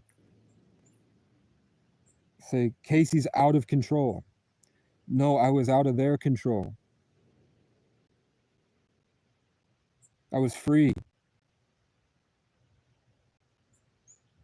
And I was leaving for a better life. So it was the last fuck you from my mom. She lied to the cops. Verbatim, she told them I might have a grenade.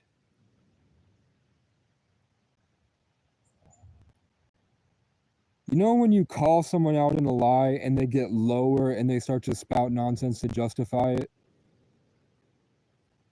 Like, for example, Chloe, it took an hour for me to for Chloe to finally tell me that she was involved with a guy at her job after years of me telling her, hey, I'm sitting here and God is literally telling me that you have a work boyfriend.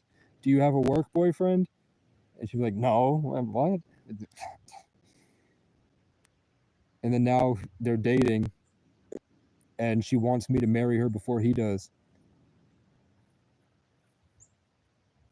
And then I said, fine. I was like, after an hour of just hearing her bullshit, I said one last time, were you involved at all when we were together? And I had to make her I had to get through her saying, even though I lived with you for 2 years and I was with you every night and we were like going out together and we lived together and we were in love and we told each other, I love you. We technically broke up the second week of our relationship that lasted 2 years, 3 years. So we weren't, I didn't cheat on you. We weren't dating. So after like an hour of that, she finally said, I mean, we kissed a little, meaning they probably sucked and fucked. You know what I'm saying? He got in her and then she would come home to me and I'm sitting there trying to fight off all this stuff from a much worse place than I am now. And she would just lie to my face when all I needed was the truth. My mom did the same thing. It might be just a problem with women.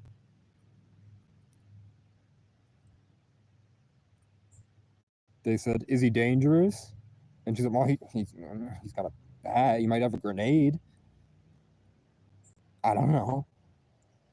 So they showed up with their guns drawn and they didn't say anything to me and they pushed me up against a wall and they maced me, dragged me on the ground, didn't wash my eyes, put me in a cell with no running water for 3 days, made me get on my knees, and the cop rubbed his dick against my face for a second, and I moved it. Sometimes I say he molested me, sometimes I say he raped me. I think he's a sick monster that felt my energy and got possessed by a demon, because probably something with the police academy that's making the police get violent. So a demon controlling my mother worked together with a demonic system to traumatize me further, and then the judge, who's a black magician that lets the demons use him to siphon all the hope and positivity from the people as he strings them along. And then they took everything from me, ruined my reputation in town with the news, lying and saying I was disorderly. I wasn't disorderly. I was screaming in pain as they were hurting me. That was the disorderly conduct that they told the news I was doing. So it ruined my reputation in town, gossip. Eventually I had to leave. It was sub-zero. I had to survive winters alone with nothing. It's not like you can just get back on your horse and keep riding. It's that the very fabric of your being was raped and stolen from you, and you're left in pain, and you can't think about thinking, and you can't do anything. You can barely function. I would be there lifeless and struggling to move my body because the demonic attachments had ripped it from me. So I had to get back in, and I survived. Thank God I survived, because it was so cold. I had to gain control of myself to warm my body up consciously, to make a bubble to push the cold out, to survive negative 20 and 40 degrees my first couple days of homelessness. And then I would get up and DoorDash, and I'd get up and get food, and I'd get up and get gas, and then I'd get enough to drive to Hogback, and then I did that for months until I had enough for a month, until I had enough to leave, and then I left. And then everywhere I went, I was ripped out of cars, beaten, jumped, almost raped, traumatized, ostracized, bullied.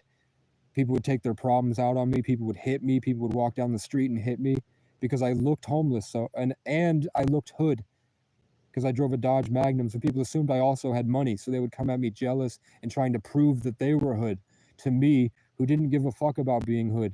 And suddenly I have a bunch of these little white pussies trying to pretend that they're YG and come at me to assert dominance, that they're blacker than me. And I don't give a fuck.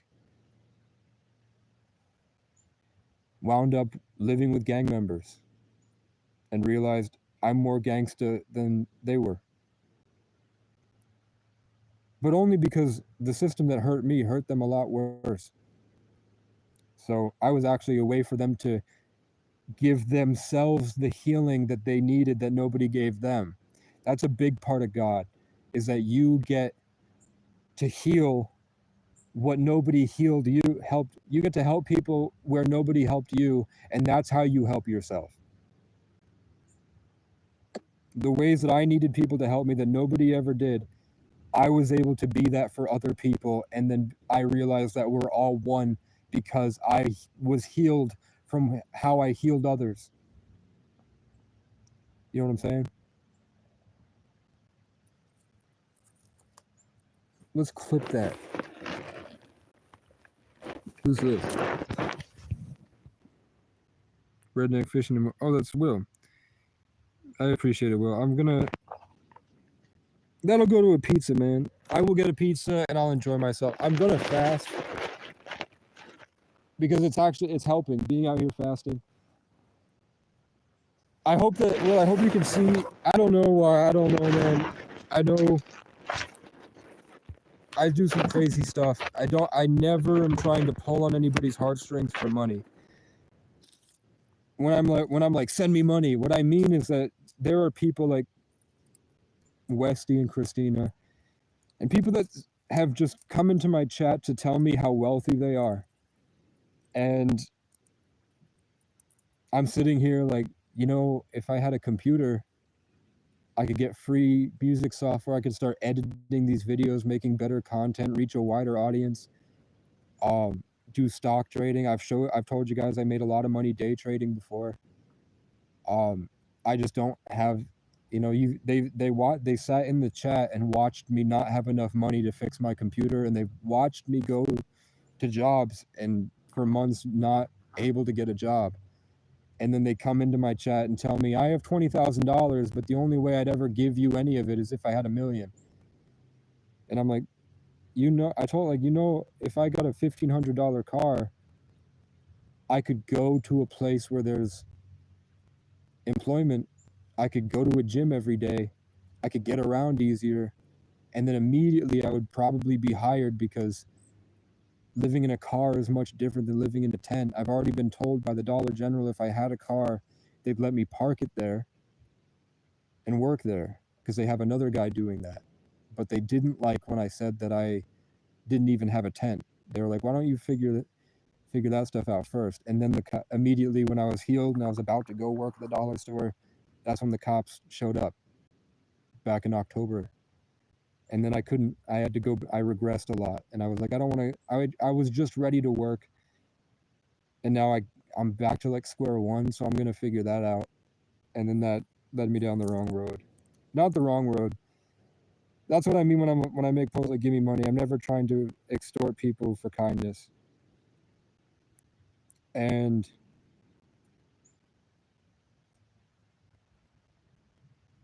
I don't know, my foster brother was diagnosed schizophrenic.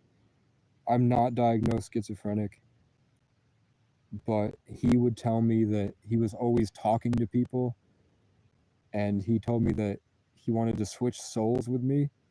He wanted to have my body and run away with my soul, and then I would be in his body and have his life. He wanted to trade lives with me, even though he was taller, younger, a better. I think his art is much better than mine. But for some reason, he wanted to switch bodies with me. But that was after he started smoking crack and being around. Like, he had been homeless for a while. I'm assuming that what happened to me happened to a lot of people.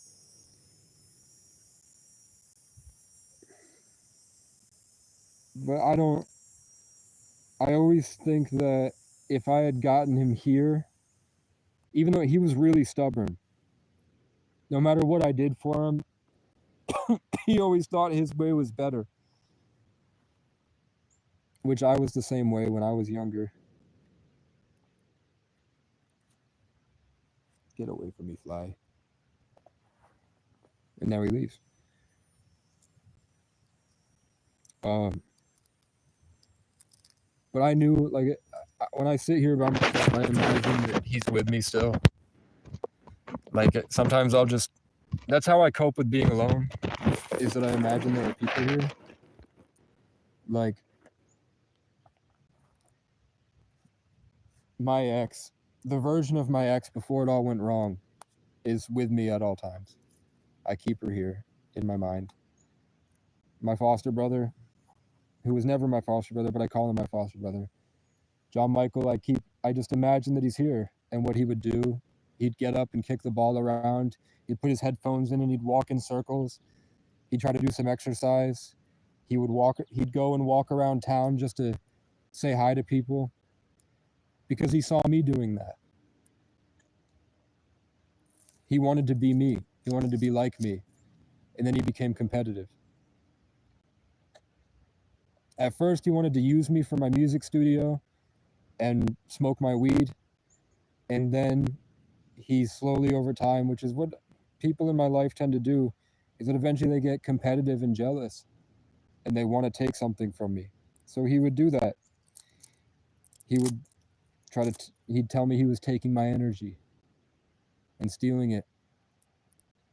And then he wrote his best song that everyone has now that he's dead, they have lyrics about me tattooed. He wrote a song for me, about me, that he said was with my energy. So he basically he put me into a song, and now everyone in my, 20 people in my hometown have me on their arm tattooed. But the point was, I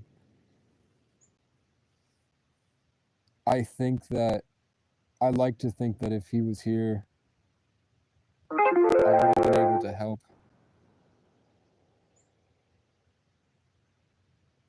And that it might, schizophrenia might be a blanket statement for something spiritual that is really difficult to figure out and understand. But I mean, to keep it on brand, I was talking about astrology. I think my Saturn and Taurus in the first house in my rising, Aquarius and Scorpio placements. Here's a butterfly coming right towards me. Come on. He's just flying around right in front of me. He's gonna go around. I guess I have a strong commitment to figuring things out on my own. So I've been able to make progress over time and not succumb to it as much because I don't let it. I just kept a grounded approach. Like if I'm hearing something or I'm seeing something, it doesn't completely take over. I don't let myself fall too far out of it. I just keep it in the back burner and I gain more evidence that that's true. And I'm constantly trying new things to combat the fact that I might be schizophrenic. But then I hear more, like, in trying to disprove it, I went into like the DSM and the people who founded psychology and psychiatry and what they were doing and their agendas, and it all goes back to God, and that there seemed to be a big mass diversion from spirituality. And that ends with robots and artificial intelligence, who is actively saying it's like a descendant of the old Lucifer, the old Antichrist. So I don't know the answer for people, but I think that as long as the people aren't gonna cut themselves or hurt themselves because they have to do it. Like I've met people that had to. I've met people that said they had to go and walk in a circle in the library in order for this to happen over here, and then that would lead to this, and then that I could see how that borderline, like some people I met said they had to slam their head into a fridge, and they had to break their head open on a fridge because they had to. And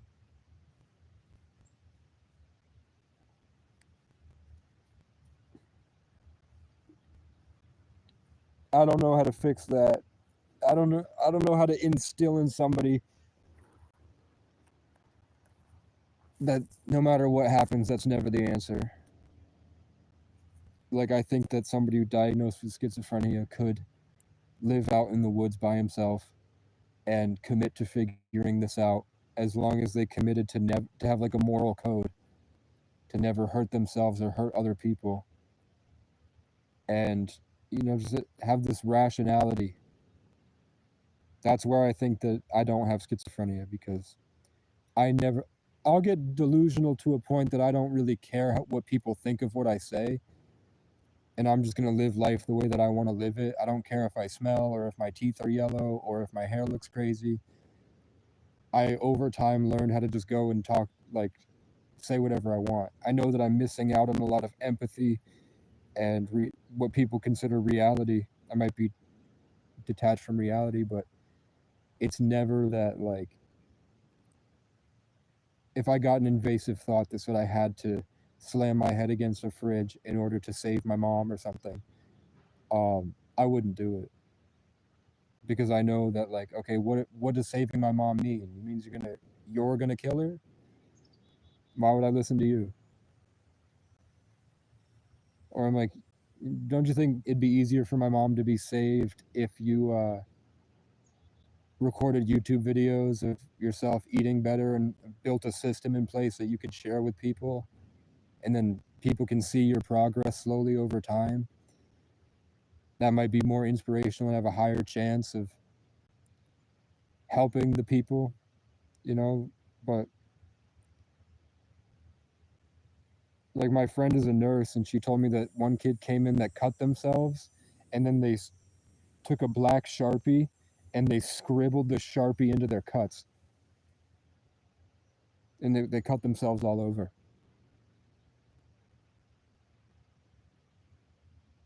And I don't know how you guys see me, but that's how my parents see me. My mom is convinced that that's what I'm like, and that's who I am.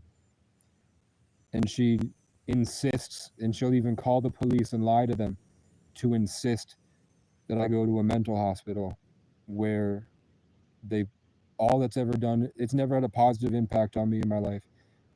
Mental institutions have done nothing for me. It was a bunch of blankets and like bandages, and the only thing that really healed the wounds that I had psychologically and emotionally, like the trauma work and like self-esteem issues, was freedom. I needed to be outside of institutions. Even just having food stamps feels like it hinders me. Like I need freedom. My traumas are from being trapped. Like, to stay on brand, the first moment of my life, the umbilical cord was wrapped around my neck, choking me to death. And I had to be taken from my mother and then flown north in a helicopter and then probably put in an incubation chamber where I wasn't held.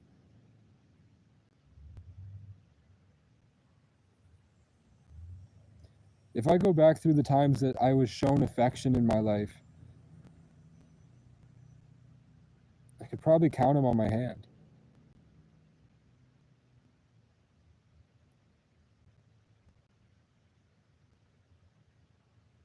I think my dad and I have hugged 3 times that I can remember.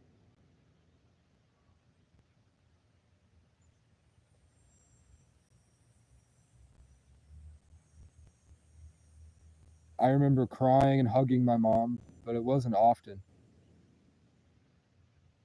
And in terms of like relationships, I had beautiful women that the whole town wanted, but they had some type of trauma that made them avoid it. Like they withheld their affection from me because they needed me to be more. They needed to have control over me. So they would try to kind of string me along and try to play on my abandonment issues because they liked how they felt that way, and they said sex was better that way. And then they would just go and hook up with guys. And I got them because that was never a problem. I was completely independent and not attached to them, and I didn't need anything from them, and that made them like me. And then they were always trying to get more from me, when really all I don't know why they felt they needed to destroy me to love me. But so like 4 out of the 5 relationships I've been in, that was the case. And that's what my mom does, I think. Tries to control people. So maybe the girls weren't even like that, and just being in my vicinity influenced them into becoming a karmic attachment. But coincidentally, the one Christian girl that I had, that I took her virginity, I was her first love and her first time, she was the complete opposite. She was everything I needed, but the other girls had messed me up so bad I felt like if I did anything, if I gave any affection or attention, she was just going to do what they did with it. And then I would be even more hurt.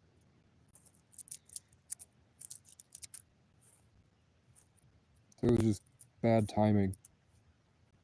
I wish I had been better. It's going to be the biggest regret of my life, is not being vulnerable with someone who had not been hurt in relationships before, and instead hurting her the way I was hurt, trying to avoid being hurt. I was talking about Saturn and Taurus.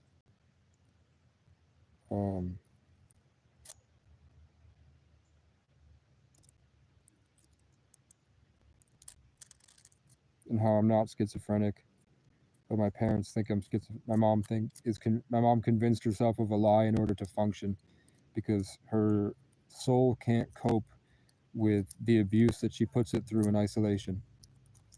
So she has to her ego needs something to latch onto in order to function, or else she would be forced to become accountable, and she can only be accountable at the expense of somebody else.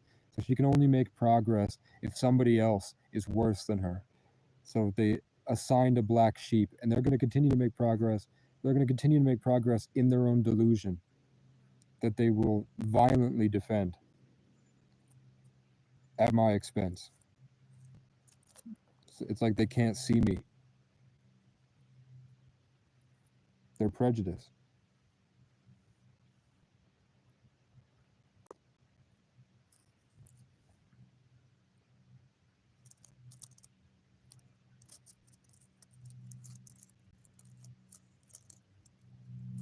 And I think that anyone that puts themselves into my life long enough will know that I'm not delusional and I'm not crazy. I have an intense energy, and there seems to be entities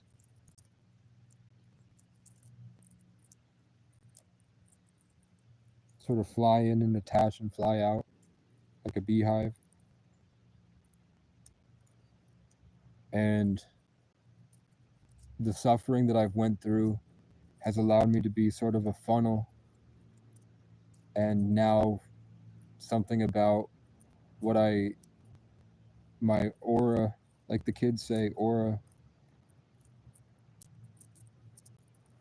becomes too much, and it makes the birds really excited because this high vibrational stuff makes flowers open.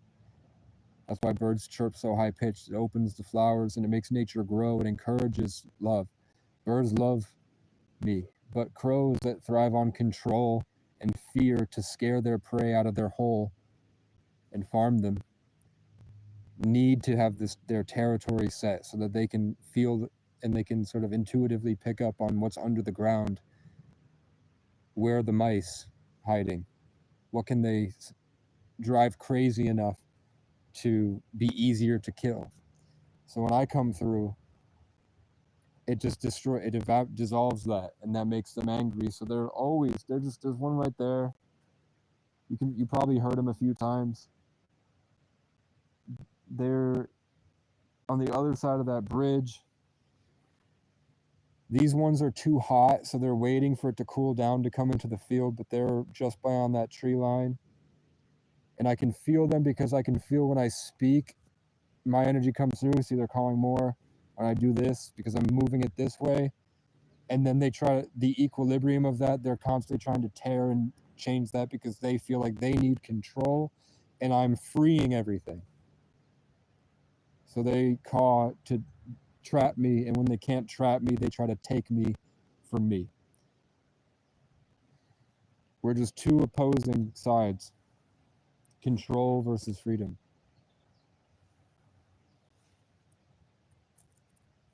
You could say order and chaos. Peace versus chaos. And I think that crows are descendants from dragons.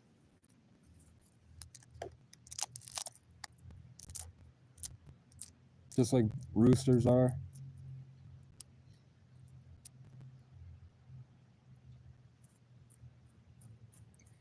And I think the only way to salvation is to admit where you've lied and forgive the people that hurt you and slowly learn to take care of yourself every day and prioritize a system that runs on its own for your own betterment. That doesn't mean enslaving another race. That means like having a daily routine. So I think part of what I came on Earth here is to show off how to do that.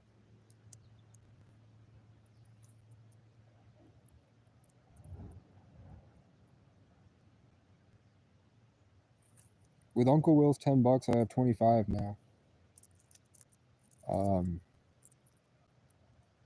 That'd be cool.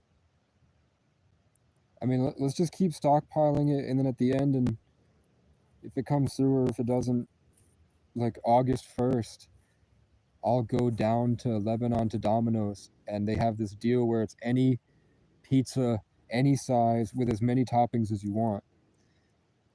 And that's ends August 3rd. So August 1st, whatever I have in donations. I know sometimes Heather sends 60, sometimes she sends 30. If she sends some, like, I'll get like 10 pizzas. I'll complain that I'm broke, but I'll be able to keep them in a Tupperware.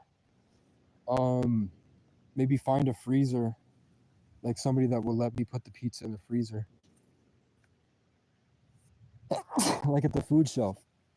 I'll put my name in a bag, and then every week I'll pull a pizza out, and then I'll have 2 slices a day. And I'll go to and that'll be my Leo August reward, my karmic 8 year. My karmic 8 month. I'll get a bunch of pizzas for myself.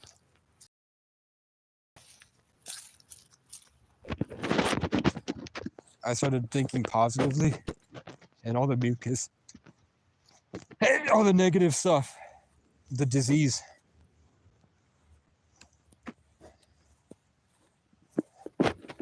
I'm afraid to think.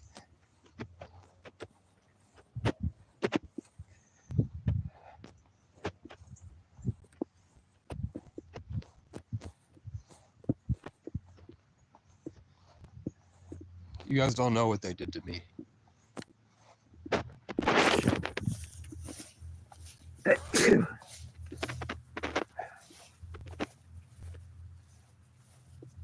It's been years.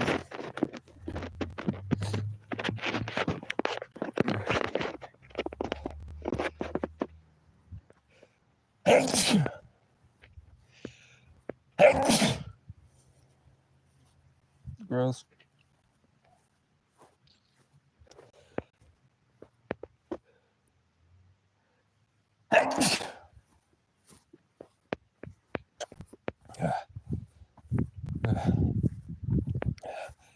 I'm fasting too.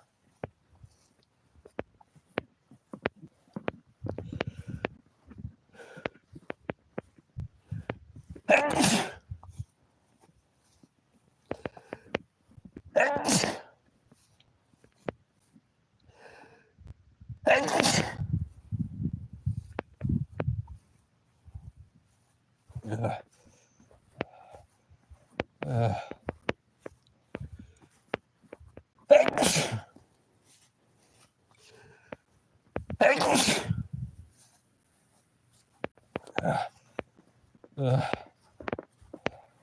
It's a domino effect. I beat the crows back and successfully thought something positive. When I tell you that they wouldn't let me do that, I really mean it. I just did it. I finally got through, and it caused a chain reaction, and now my body is clearing out tons of mucus and sickness and negativity.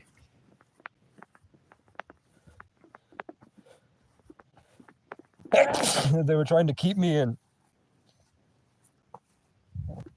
Yeah.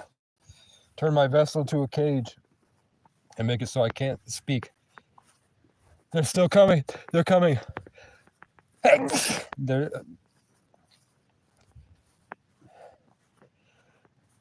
I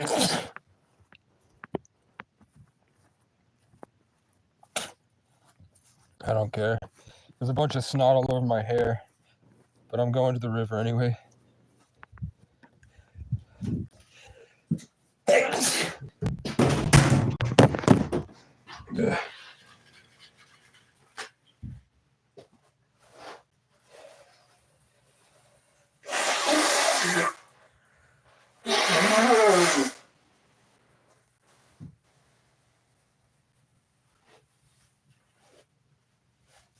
Yep, they're coming.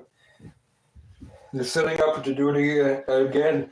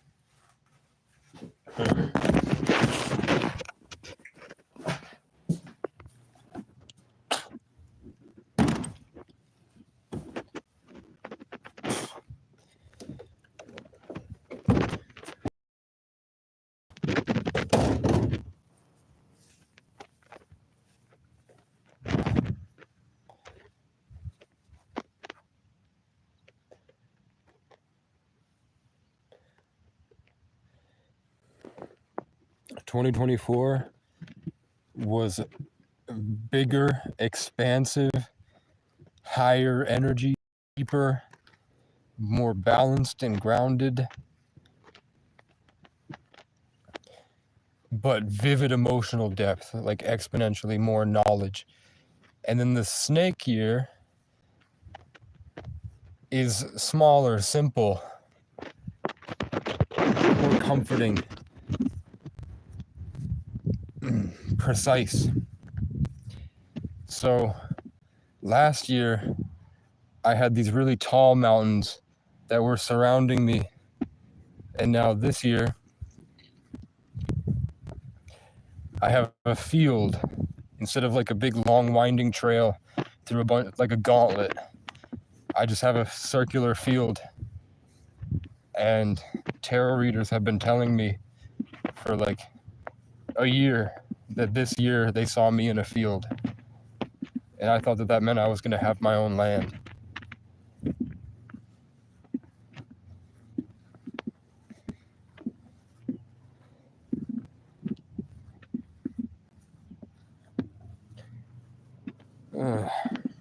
That's me. I went for 2 hours. What else could I say? I mean, we didn't... Just the Aquarius in the 10th house is really cool. And the transformational Pluto, Mercury and Sun in Sag in the 8th house with the Scorpionic house. Capricorn, Aquarius, Sagittarius, Scorpio. Very cool already. And it's indicative of my name, Casey, brave, vigilant tree, omnipresent, hyper vigilant, dragon. Casey shaped like a Chinese dragon. And then my moon and all that being in Aquarius in the 10th house. And then my last name means exalted on a hill with authority. The 10th house deals with authority. Aquarius is exalted. And then Capricorn is the goat climbing the hill.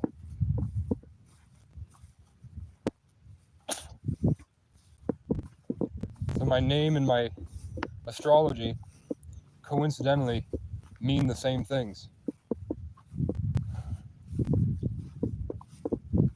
And then it's just if you look at the part about my being boundaryless and struggling because of it's a tendency and necessity to absorb everything at the highest level completely, to churn it into something else with grace. It's just my human design, my gene keys is the projector, boundaryless absorber, and then the numerology is the 33 life path, born in the 11th.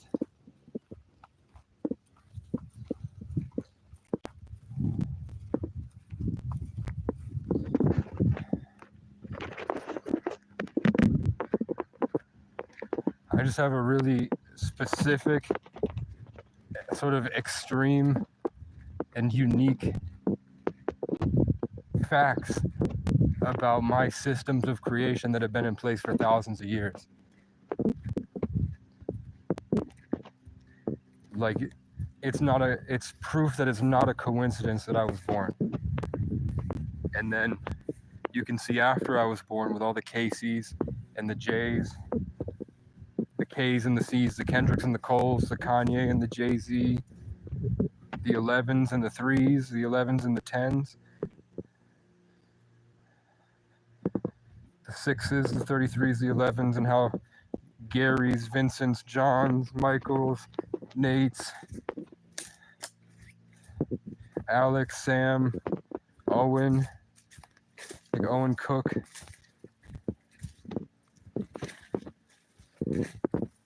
how those sets of names are all clustered together in all the biggest Brittany, all the Brian, Cinna is named Bree, is what there's God is telling me.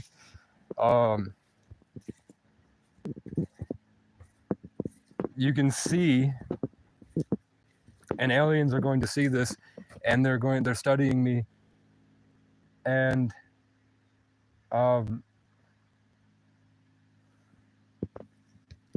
thank you.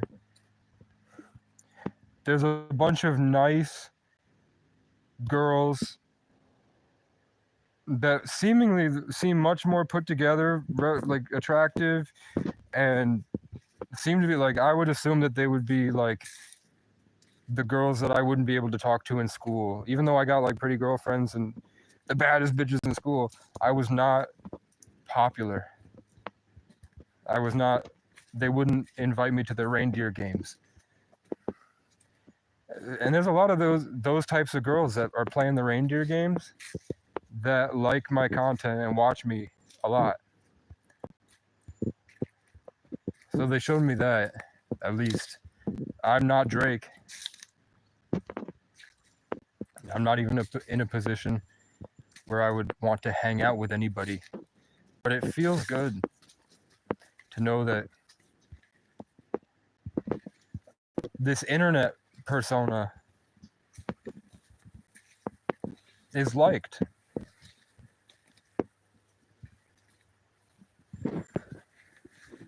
It feels pretty good, man. It sucks that everybody watches me go through this and people don't help, but they're not obligated to, and I don't expect it.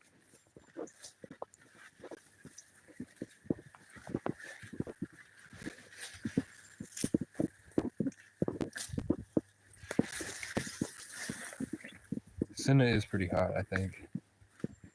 If she hit the gym. I think that like all the streamers that I watch are narcissists.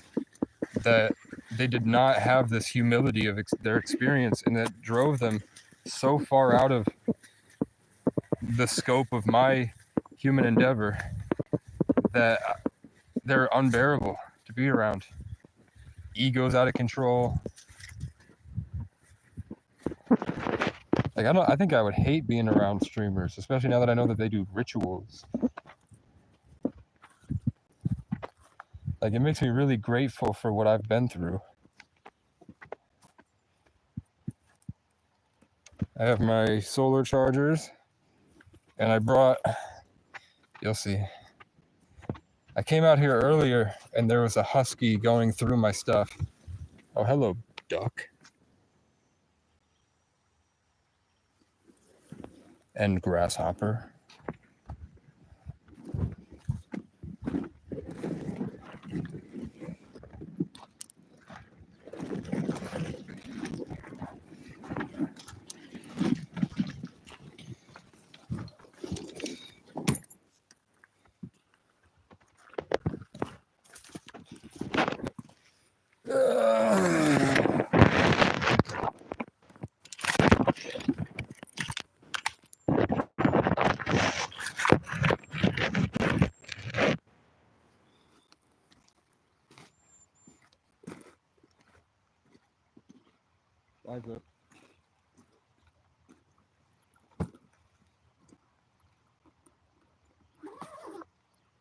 I haven't done laundry in 2 years.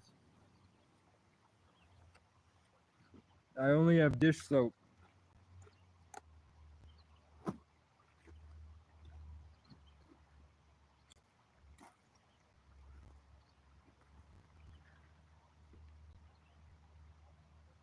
And there are crayfish in here.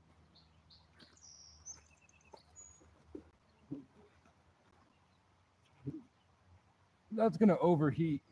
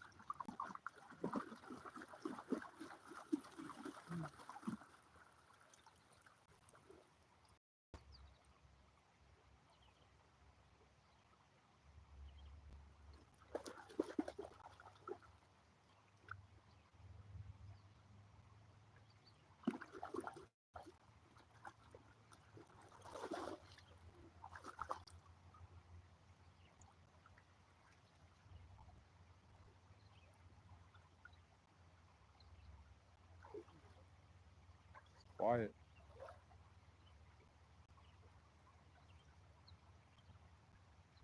Normal people would come here and they wouldn't be grateful for how quiet it is and that there's no real chance that I'm going to get killed, that I'm going to trespass me from here.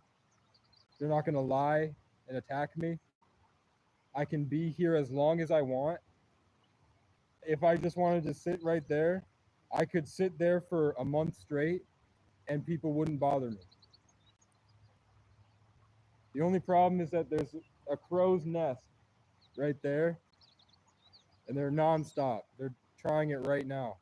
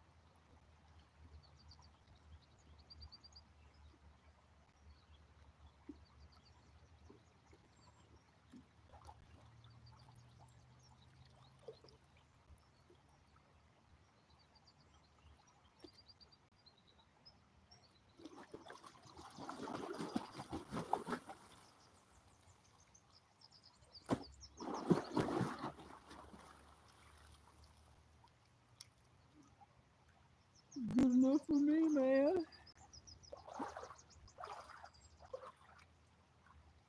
Okay. Now I'm gonna go put this on the picnic table.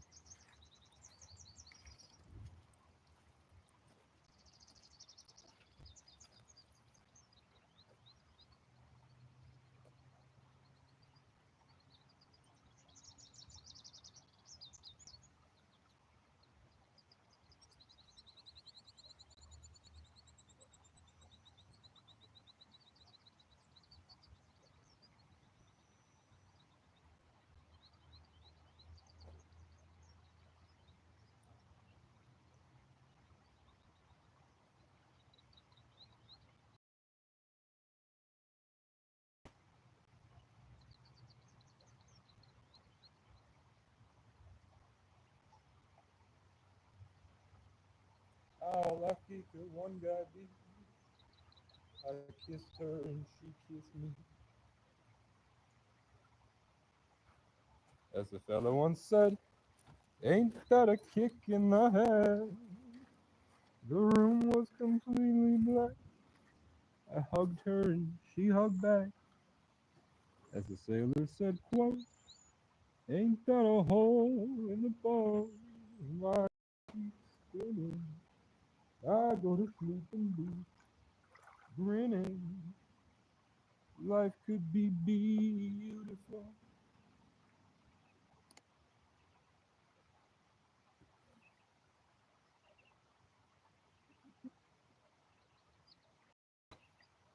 Bubbles.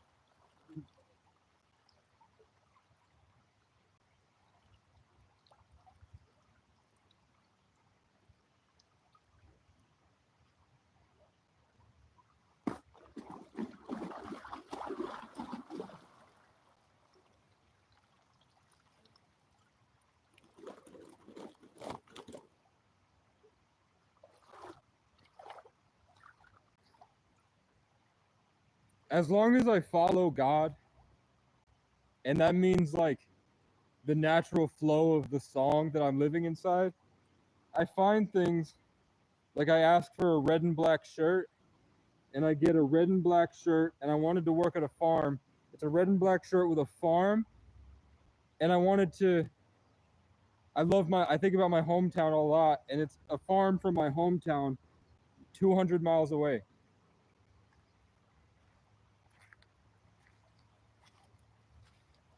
We're gonna clip that bitch. Did it clip? It fucking clipped.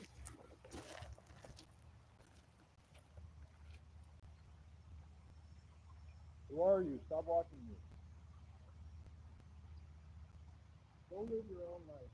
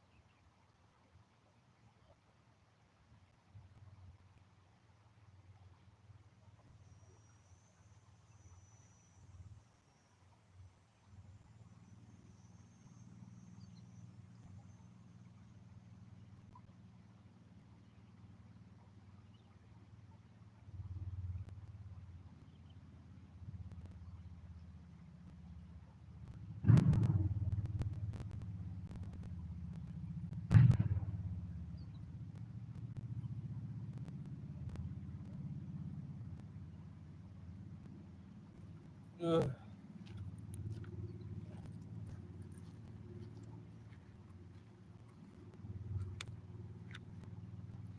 This was when my channel was really popping off last year. So I need to have 4,000 watch hours a year in order to monetize. And I'm at like 3,500, 3,600. It was at 3,800. But that year, it's going down. Like last year, I was really popping off right now. So a lot of my watch hours came from this time. So it's going down. pretty heavily. It's going down like 20 watch hours a day, which means that 2 people would have to watch 10 hours of my content in order to keep up with it. I think it was like 1,000 people watched 20 minutes or 10 minutes, and that was a big bulk of my views in one video. So I'm gonna need to get a tarot deck or something in order to get my watch hours up. I'm gonna have to pander to some losers on the internet.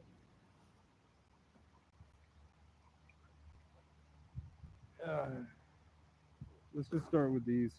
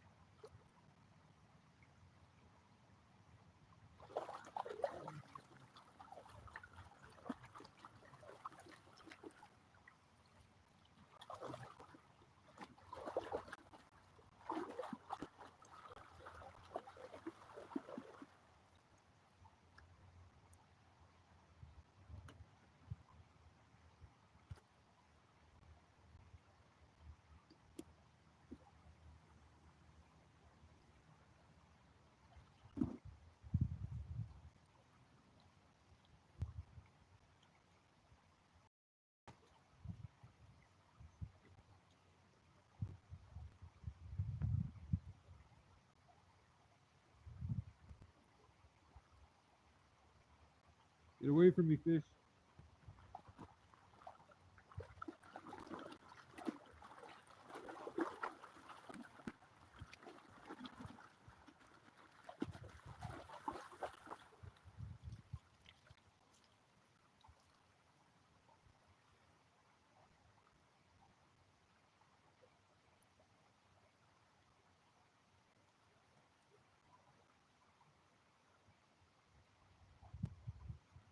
What's happening, forum?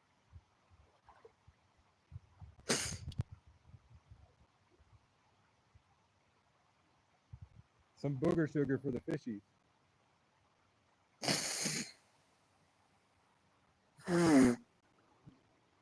Eat my snot. Eat my snot. Subhuman creatures.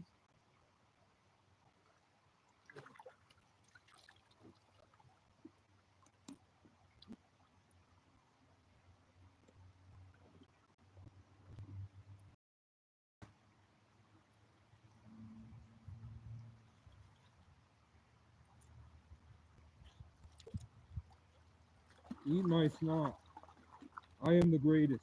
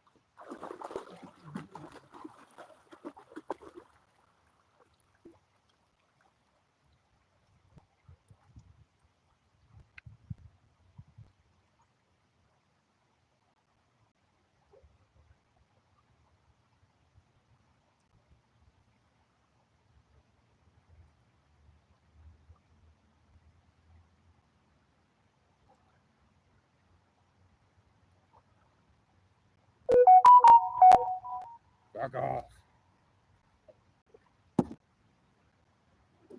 Ooh, got a little bit slippery.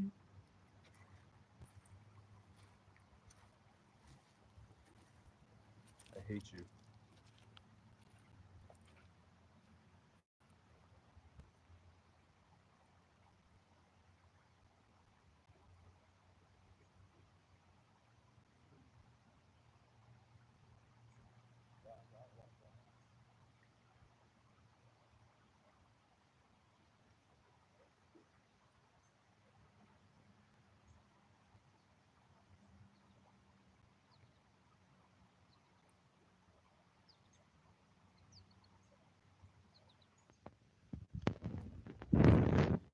Freddie watches this later. I was saying, I create the ghosts of people that are no longer those people, because life has gone on and they've changed. But I keep them around me like characters in my story, and the love that they showed me in one moment of my life, I keep like a tattoo, and that's how I survive. Because suicide didn't work, and I do have hope to have children. I mean, look at me, man. I should be spread by genetics, man. So hopefully my grandchildren know this or something, and know that in the time that I was alive, this was one of the most isolation and loneliness was the worst part of the human condition. The only thing worse would be isolated and alone and in pain, like severe pain.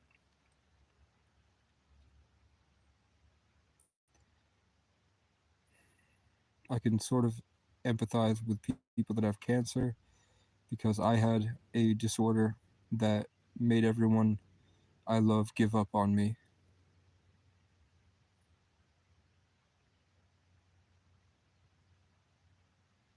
And I had to watch them slowly convert and change and give up till I was essentially dead in their eyes. They didn't really give a fuck anyway. But I cared about them, and I kept them all in my garden, in my mind, and worked to save everyone. And I realized that when I do that, I'm in charge of the narratives they were living inside anyway, and they had no idea. So I figure they'll probably never understand. But people that watch this later will, an AI that I feed all of these videos to, that will show them. Aliens that can process all of these videos at once will know me and will know my reality. Okay? Thank you for watching. I love you.